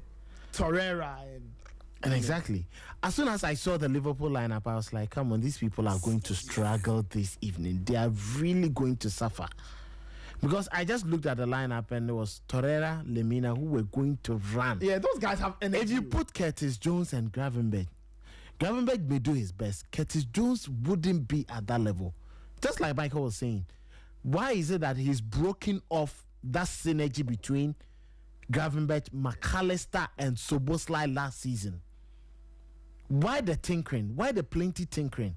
There are times you ask yourself about coaches and you're like, you came into Liverpool, you just looked at the team you had, put Gravenberch in there, and that was it. The team worked to perfection. Mm-hmm. When you had minimal purchases and you won the league. So if anybody was looking for a position where Liverpool had to strengthen, fine, you replace Ishak because Darwin Nunez has gone, you've lost Diogo Jota. That is fair. But at the rear, what was he looking at? At right back, was Jeremy Frimpong the same option as Trent Alexander-Arnold. I don't think it was a like for like. Anybody who knows Frimpong and how he got better at Bayer Leverkusen under Xabi Alonso was because he was more offensive as a wing back, or there are times he played him as an outside forward. But you go and buy him and you expect that defensively. So defensively, Liverpool are consistently losing their shape because it is either Konate decides to drop in there, or you have someone like Virgil van Dijk dropping to the lateral to help. And if you have Dominic Szoboszlai and how he played and mastered, worried that Arsenal midfield in the Arsenal-Liverpool game, and you put him at right back, what was he expecting? If Jeremy Frimpong as your regular right back cannot play in these games as a right back, but rather as a right winger, then it raises lots of questions about the team. Frimpong was in the team. He started. Yes, he started. Yeah. He played in instead of Mohamed Salah. He played from the right-hand side. From the right-hand side of attack instead of Salah. Exactly. So Dominic Szoboszlai actually played on the right-hand side. Okay. But he made makeshift into midfield like Trent Alexander-Arnold would do. Inverting and all. But in inverting, Galatasaray were also not ready to commit. So they just left Yilmaz on the left-hand side and allowed Osimhen to just be doing his stubborn works. Yeah. I think I get that. I see the problem you're talking about. You get it. And Lucas Torreira and Mario Lemina were just running around the midfield. So you do all you can, but you end up losing the ball in the final third because they were not committing men forward. The 5 that they had were just enough for them. And if you know Singo and then Davinson Sanchez, ragged. Thank you. And Anslot should start thinking, because this is a second consecutive loss. Now they have a game this weekend where they are missing Alisson Becker. Fine, Jojo Mamadashvili is an equally a good showstopper for a backup. It's gradually getting clear that his methods, his ways are being found out. The earlier he resolves it, the better for Liverpool. And Liverpool, by this, should know that it is not going to be an easy season for them like it was last season. And it's something Ancelot is worried about. And, you know, he started mentioning lots of things. Over the weekend, when he lost, he came to say, we are losing by set pieces and other clubs are winning by set pieces. Has he forgotten that out of the 7 games he's played this season, Liverpool winning 3 of them came through goals from set pieces. Dominic Szoboszlai beat Arsenal from a set piece. Free kick, yes. They beat Burnley, Virgil van Dijk's goal from a set piece. And then there was one other game I've forgotten. They won by virtue of a set piece. So if you are winning games by set piece and then you totally forget 3 out of 6 before this game, that is 50% of your games. Yesterday, after he lost, he started, my players don't dramatize and they don't stay on the pitch. If they are hurt, they are hurt. Where from that? He started getting confused. He's getting frustrated that he's not having a smooth ride like he had last season for quite a number of games. It's too early for him to lose, 2 games. Remember last season when he lost one very early, I think on the second day of last season. That was when he lost. Since then, Liverpool went on that lengthy ride until the Champions League exit. And I just hope that he doesn't lose it very early. There was also that quick response from Real Madrid, and I think it was important. Kylian Mbappe. If Madrid wants Mbappe to perform, I think Alonso should just start speaking to Rodrigo to get the very best out of him. He's the one going to make the sacrifices. I see him like the Benzema for Ronaldo. He will do all the dirty work, but he's consistently looking at the man who he thinks will score. Vinny Jr. may dribble and create the opportunities, but he sees himself as also the player who should be fed with the ball a lot more times. Fine. Maybe now they're understanding themselves with Mbappe. But Rodrigo will continuously understand that, yes, Kylian Mbappe is the man that we all look forward to carry the team on his shoulders. Yeah. And it was a good hat-trick for Mbappe. Good rise from Real Madrid after that fall over the weekend. And for, that in Bayern Munich, Nicolas Jackson getting his first goal, smooth. And every time I say Olise, I don't know, the French national team, If Didier Deschamps fails, I thought it is Uncle Didier's. He's the problem of the France. I've told if you. Didier Deschamps fails to get France to the final of the World Cup, Kelvin, then he's as terrible as, we don't care the World Cup that he's won. Then he would have been terrible. The team is just there for him. He has too many options to pick from. Defense, midfield, attack. This national team it's almost like he's afraid to unleash the play. Exactly, like Mikel Arteta. Look, he limits players so much. Olise play. This is somebody who can thrive in the middle. It is smooth. It is just a smooth ride for him. But we are going next week. We'll go the international window. You see how France will struggle to win the World Cup qualifying game. Michael, it's true. Deschamps will go and play with the handbrakes on. For what reason? I think it is his orientation. He's a defensive midfielder, one. So his orientation will be about finding balance in between defense and attack. I don't think he would approach games with the heavy metal brand of football like Klopp. He wouldn't go gung-ho, throw everything in. He will look for the perfect balance. And I think in 2018 he had it, judging by the kind of midfield that he had. Well, with Blaise Matuidi, Paul Pogba, N'Golo Kante. And then Paul Pogba as a creative force. So defensively, it meant that anytime they were without the ball, there were two workaholic midfielders to try and then work things out for the French team. Yes, so true. It allowed him to unleash his attack. And that was when Mbappe was as explosive as ever. And so they have two creative outlets in Griezmann and then Paul Pogba. Olivier Giroud as the foil in attack, and then Mbappe making those runs, incisive runs into the box and creating opportunities of scoring on his own. This time around, I don't think they really have that kind of balance. In midfield, France don't naturally have technically gifted players who can be as creative as what Pogba offered. They have players who suit the model of Conte and then Blaise Matuidi. Midfielders who are technical and also very physical. So very defensive-minded, very defensive-oriented. But if it comes to midfield creativity, then they are left wanting. And I think Deschamps has come to appreciate this, and he wants to see that, let me make sure that I make my midfield very compact. Then the defense will be protected. And in attack, I rely on the individual brilliance. And they've not really hit it running. He's tried Ryan Cherki in the creative positions. He's tried Michael Olise in the creative position.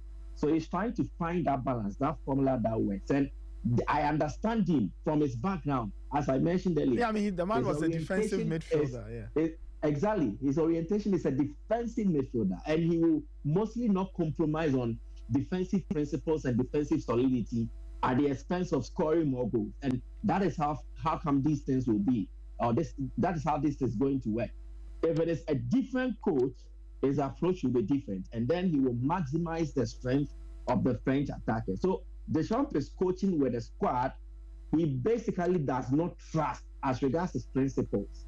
A different coach will trust the squad based on their strength and use them accordingly. And that is the difficulty with Deschamps and handling this team. But I think by the time the World Cup comes, he might have found something that works. Yeah, I mean, maybe a Michael Olise and a Ryan Cherki in the creative department from the central areas, and then he will try to use the wingers and then Mbappe to flourish from there.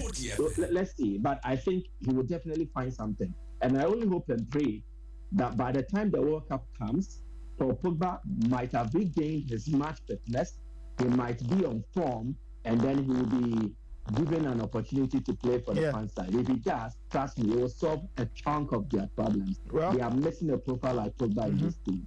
I hope so too. But I mean, in terms of individual performance from last night, Kylian Mbappe got a hat-trick. The most surprising thing for me yesterday was Xabi Alonso's decision to hand the captain's armband to Vini Jr.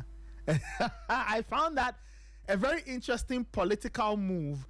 I don't know what it meant to. I don't know whether it was meant to tell Vini Jr. that you are still important, but today you are captain, so take responsibility, or it was to see if he could get some discipline, as it were, from Vini Jr. Or I don't know what it was, but I found it really interesting, handing the captain's armband to Vinicius Jr. on the day. But yeah, Kylian Mbappe got himself 3. Camavinga got the other. Brahim Diaz getting the 5th goal for Real Madrid. And then you had other results. Atalanta came back from a goal down to beat Club Brugge. Kamaldeen Sulemana got himself about 30 or so minutes. Ademola Lookman got to play. It was nice seeing him play. Inter Milan got another win. They beat Slavia Prague 2-0. Marseille were too hot for Ajax as Igor Peixao and Pierre-Emerick Aubameyang were causing problems, and Mason Greenwood as well. And then you had other results. Tonight or today, Karabakh take on FC Copenhagen. Saint-Gilloise will take on Newcastle. That's an interesting one. Let's see how Newcastle responds to Saint-Gilloise today. Arsenal take on Olympiacos at the Emirates. Of course, the standout tie, Barcelona versus PSG. Bayer Leverkusen take on PSV. Dortmund face Bilbao. Monaco take on Manchester City in a very interesting game, the Bernardo Silva derby. Bernardo Silva plays against his former team.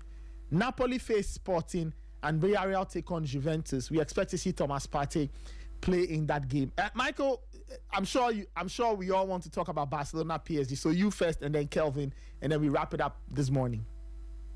I think it's a good game that has come at the wrong time, and I say this because of the absentees on each side. Rafinha won't get to feature in this game, but I don't think Barcelona will miss him that much, judging by the form of Marcus Rashford. Then, if it is in the Champions League contest, he's their best player so far, judging by his performances in their first game against Newcastle United. But on the part of PSG, they are going to do without a lot of their stars. Vitinha is doubtful. In fact, their midfield trio are doubtful for this game. Fabian Ruiz, João Neves, Vitinha. But I expect them to still strap up and play this game. In attack is where I have the chief concern. If you don't have Dembele, if you don't have Doué, it basically stifles PSG's attack and denies them of quality to challenge Barcelona, especially judging by Barcelona's defense, which I believe has been their Achilles heel so far. Barca will do the game without Juan Garcia, and they've had defensive issues so far this season. Alejandro Balde will not play, and one of Gerard Martin or Eric Garcia would have to slot in there and do a job. So I expected to have PSG have the full complement of their team face Barcelona just to prove something. You see, a lot of talk has been generated right after last season where Inter had to play PSG in the final. Some Barca fans were like, Barcelona PSG would have been the ideal final. And I do agree on paper, judging by the approach of these two teams, how they play, and then the players at their disposal. And then again, the rivalry that emanated in the lead up to the Ballon d'Or between Lamine Yamal and Ousmane Dembele. I expected to see it in this game in the aftermath of the Ballon d'Or, but we are not going to have it, and that is the downside for me. But it's still going to be a quality game. Two coaches with different approach. Luis Enrique will love to have control of the game, dominate possession, set the tempo, and then create actions out of it.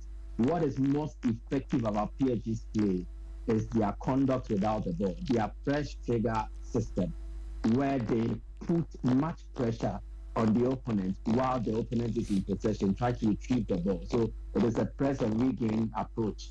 I want to see how it fares against a Barcelona team that are not scared of passing themselves out of trouble, especially the Barcelona midfield. Frankie de Jong, Pedri, they are the peak of their power. So we also saw how they brought control into the Barcelona game in their first game against Newcastle United. I want to see how they fare against a press and trigger system like this PSG setup. It will be interesting to watch. Again, there's been talk about who controls the midfield better. Is it Vitinha or is it Pedri? I would love to watch that in today's game. And so the game offers various angles and perspectives that makes it all exciting despite the absentees. And I think it will be an interesting game. But trust me, the players who are not in the PSG team will definitely affect them in terms of their offensive actions. PSG are not the same PSG without Dembele. And it's not because Dembele is their best attacker, but also because is a player that works hardest in terms of the attack when they are without the ball. And his ability to drop to add to the midfield and then affect PSG's play positively would also be missed. I don't think there is any other player that can do that. Whoever gets to replace him, whether it's Bakola, whether it is any other player in terms of the attack, I don't think they'll be able to drop that deep and do as Dembele does. His sense of positioning and his runs will be missed in this game. But for Barca, the good news is that Lamine Yamal is back. He created an assist in the raring to go, wanting to prove a point.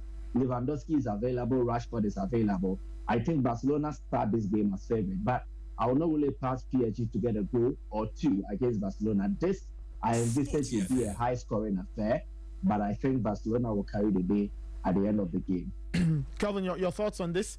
The standout game from tonight, Barcelona hosting PSG. It's going to be quite interesting, very, very tough game, all to play for, all to ask. Enrique going back, like he said, and he says he feels practically at home playing this game. It's more like playing at PSG, but one thing that you forget, he's not playing at the, his favorite, Camp Nou. Now, you look at the differences between the two sets of teams, and it's about PSG missing, their players, and let's not forget the Catalans are unbeaten this season. PSG have lost one game in the Liga, where Marseille they lost to beat Marseille, them. That Monday that they decided not to, whether unfortunately or fortunately they couldn't go for the Ballon d'Or. Dembele went to pick his award, but the rest of the team couldn't go. Now they are the two most informed teams in the world. The few minutes of Barcelona's semi-final second leg against Inter Milan, if it had gone right, Michael, Nathan, the two teams would have played the final. But it was Milan Skriniar who told them, and Acerbi, who decided to come, who said, no, Acerbi said, no, there's no way you are going to the final. We decide the final. Now, it's an opportunity for Barca to teach PSG or let the world know that if we had been in the final, it would have been a different ball game altogether by winning this particular game. And especially when PSG are at a disadvantage of missing someone, some players. Now, what there is to take is Lamine Yamal would have another opportunity after Spain got a very good laugh over France at the Nations League that you people say Dembele is the best in the world. I play second. But this is a game where I am going to prove to you that I am better than Ousmane Dembele. Whether fortunately or unfortunately, Dembele is not available to also play in the game and show that I am the best in the world. But this is a very good opportunity for them to do what? To make that statement. Now, Marquinhos not being absent raises lots of questions from the PSG team, especially in defense. He's the man who virtually organizes the back line. Yep. People may talk about Pacho and all that, but if you want someone who is going to do justice, you talk about him. In attack, Dembele, Desiree Doué, Kvaratskhelia, all these players are missing. So it's more like a depleted Paris Saint-Germain team. Bata are only going to be without Juan Garcia, and in his absence, they have equally good replacements. Richard Szczesny last season was phenomenal. Marc-André ter Stegen, with all his nonsense and mess, can be in the post and deliver. So Barca won't have too much of a problem. Gavi in that midfield. But if you look at Gavi, you look at Pedri, Barca would always want to have Pedri in their games because the way that guy organizes and orchestrates their play, the fluidity with which he plays, they will be glad. And PSG would be happy that Fermin Lopez, Rafinha, all are not around. Now they would have to deal with the threat of Robert Lewandowski and Lamine Yamal, which on any day, if you do your homework very well, it would be the smoothest. Now the main action for me would be in that midfield. Fabian Ruiz, Vitinha, João Neves, provided if he's fit to start. If he's not fit, Warren Zaïre-Emery comes in. And he can equally do, that work. So this game, I think, will be won from the midfield battles. If you're able to take hold of the midfield and play very well. That's a huge war because and that is Pedri and Pedri on this other side, right? Yes. Is even available today? One of them is injured. Yes, it's Gavi who is injured. Okay, so Pedri is still around. Yes. Frankie de Jong is still an option. Yes. Right, so two midfields who want to dominate and get on the ball. Exactly, and get on the ball. So who is going to have the better laugh in terms of possession? And when they do that, the transition into attack, how would they deliver the balls? And who is going to do what? Finish them. Barca can trust Dani Olmo. They can trust Robert Lewandowski. Lamine Yamal can do his bit. Marcus Rashford hasn't started bad. He started good. So you look at the Barca front four, and they are dangerous. PSG have Bakola. They have Lee Kangin. They have Goncalo Ramos. Are these players you can really rely on that when Fabian Ruiz and Vitinha thread the ball through, they will finish them off in good style for you? And that is where the problem is. But the consolation is that in Barca central defense, Christensen and Araujo, these are players you can have, your good day. You just wiggle through. And if Bakola decides to stop playing like he's 16 years and plays like a mature player this evening, maybe PSG can have a laugh from this particular game. But one thing that I've also seen from the PSG team is when attackers are not available to score, just like Inter Milan, Denzel Dumfries gets into the penalty area much more than the other support, more than Marcus Thuram. It's the same with PSG. Last night Dumfries was scoring. Yes. He was in a box score. Ashraf Hakimi gets into the balls so many times. And if you joke and you play around him, he would, get you on the wrong side and score. So I think all that is going to be is the midfield battle that is going to decide. I'm sure PSG, yes, Chevalier will definitely be imposed, and then Zabani will come in and then replace Marquinhos. Yeah. Partner with Pacho, they have Mendes. And the midfield, and then the only problem is the attack, which looks a bit PSG's blunt. attack looks a bit blunt. For Barca, Jules Koundé, Gerard Martin on the wide areas. The only problem for me is that central defense of Christensen and Araujo. But if Goncalo Ramos is playing against these guys, you can be rest assured that yes, they will be able to deal with Goncalo Ramos. So that is why I think we may see a high scoring game. I'm not seeing less than 3 goals in this game. Well, it's very possible. I'm not seeing less than 3 goals in this game. You don't think we'll get less than 3? No, I don't think we'll get less than 3 goals. Michael, what about you? Yep, I kind of agree with Kelvin, and I also see the 2 teams scoring. Okay, that sounds like fun. We'll keep an eye out. Tomorrow we'll be back here to dissect the Champions League. It should be good. Match day 2. We'll see how it goes. But that's how I wrap it up this morning. Let me thank Kelvin. Let me thank Michael. I did this with Raymond Yamado, who is still around. Thank you to you, our listeners. This has been another exciting edition of the Sporty Breakfast. Many shouts to my production team for all the assistance, all the support. We'll catch you later. Shout out to Emmanuel I Am Guy and Fly. Shout out to my DJ Fidelis. Shout out to the entire team, technical team, our team lead Gary L. Smith. Shout out to you, our listeners. There's a news at midday, there's Sporty Plug at 12:30, Sporty Drive at 4, and then European Nights at 7. So we have lots of interesting things lined up for you. But before I leave, MTN is giving you MTN free after 1 extra. You can talk for 1 whole hour uninterrupted while pay for only the first minute of every 10 minutes you talk. You can also get 100 MB of data for free after your first call on Saturdays.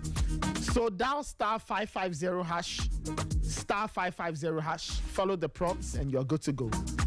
That's how I wrap it up on the Sporty Breakfast this morning.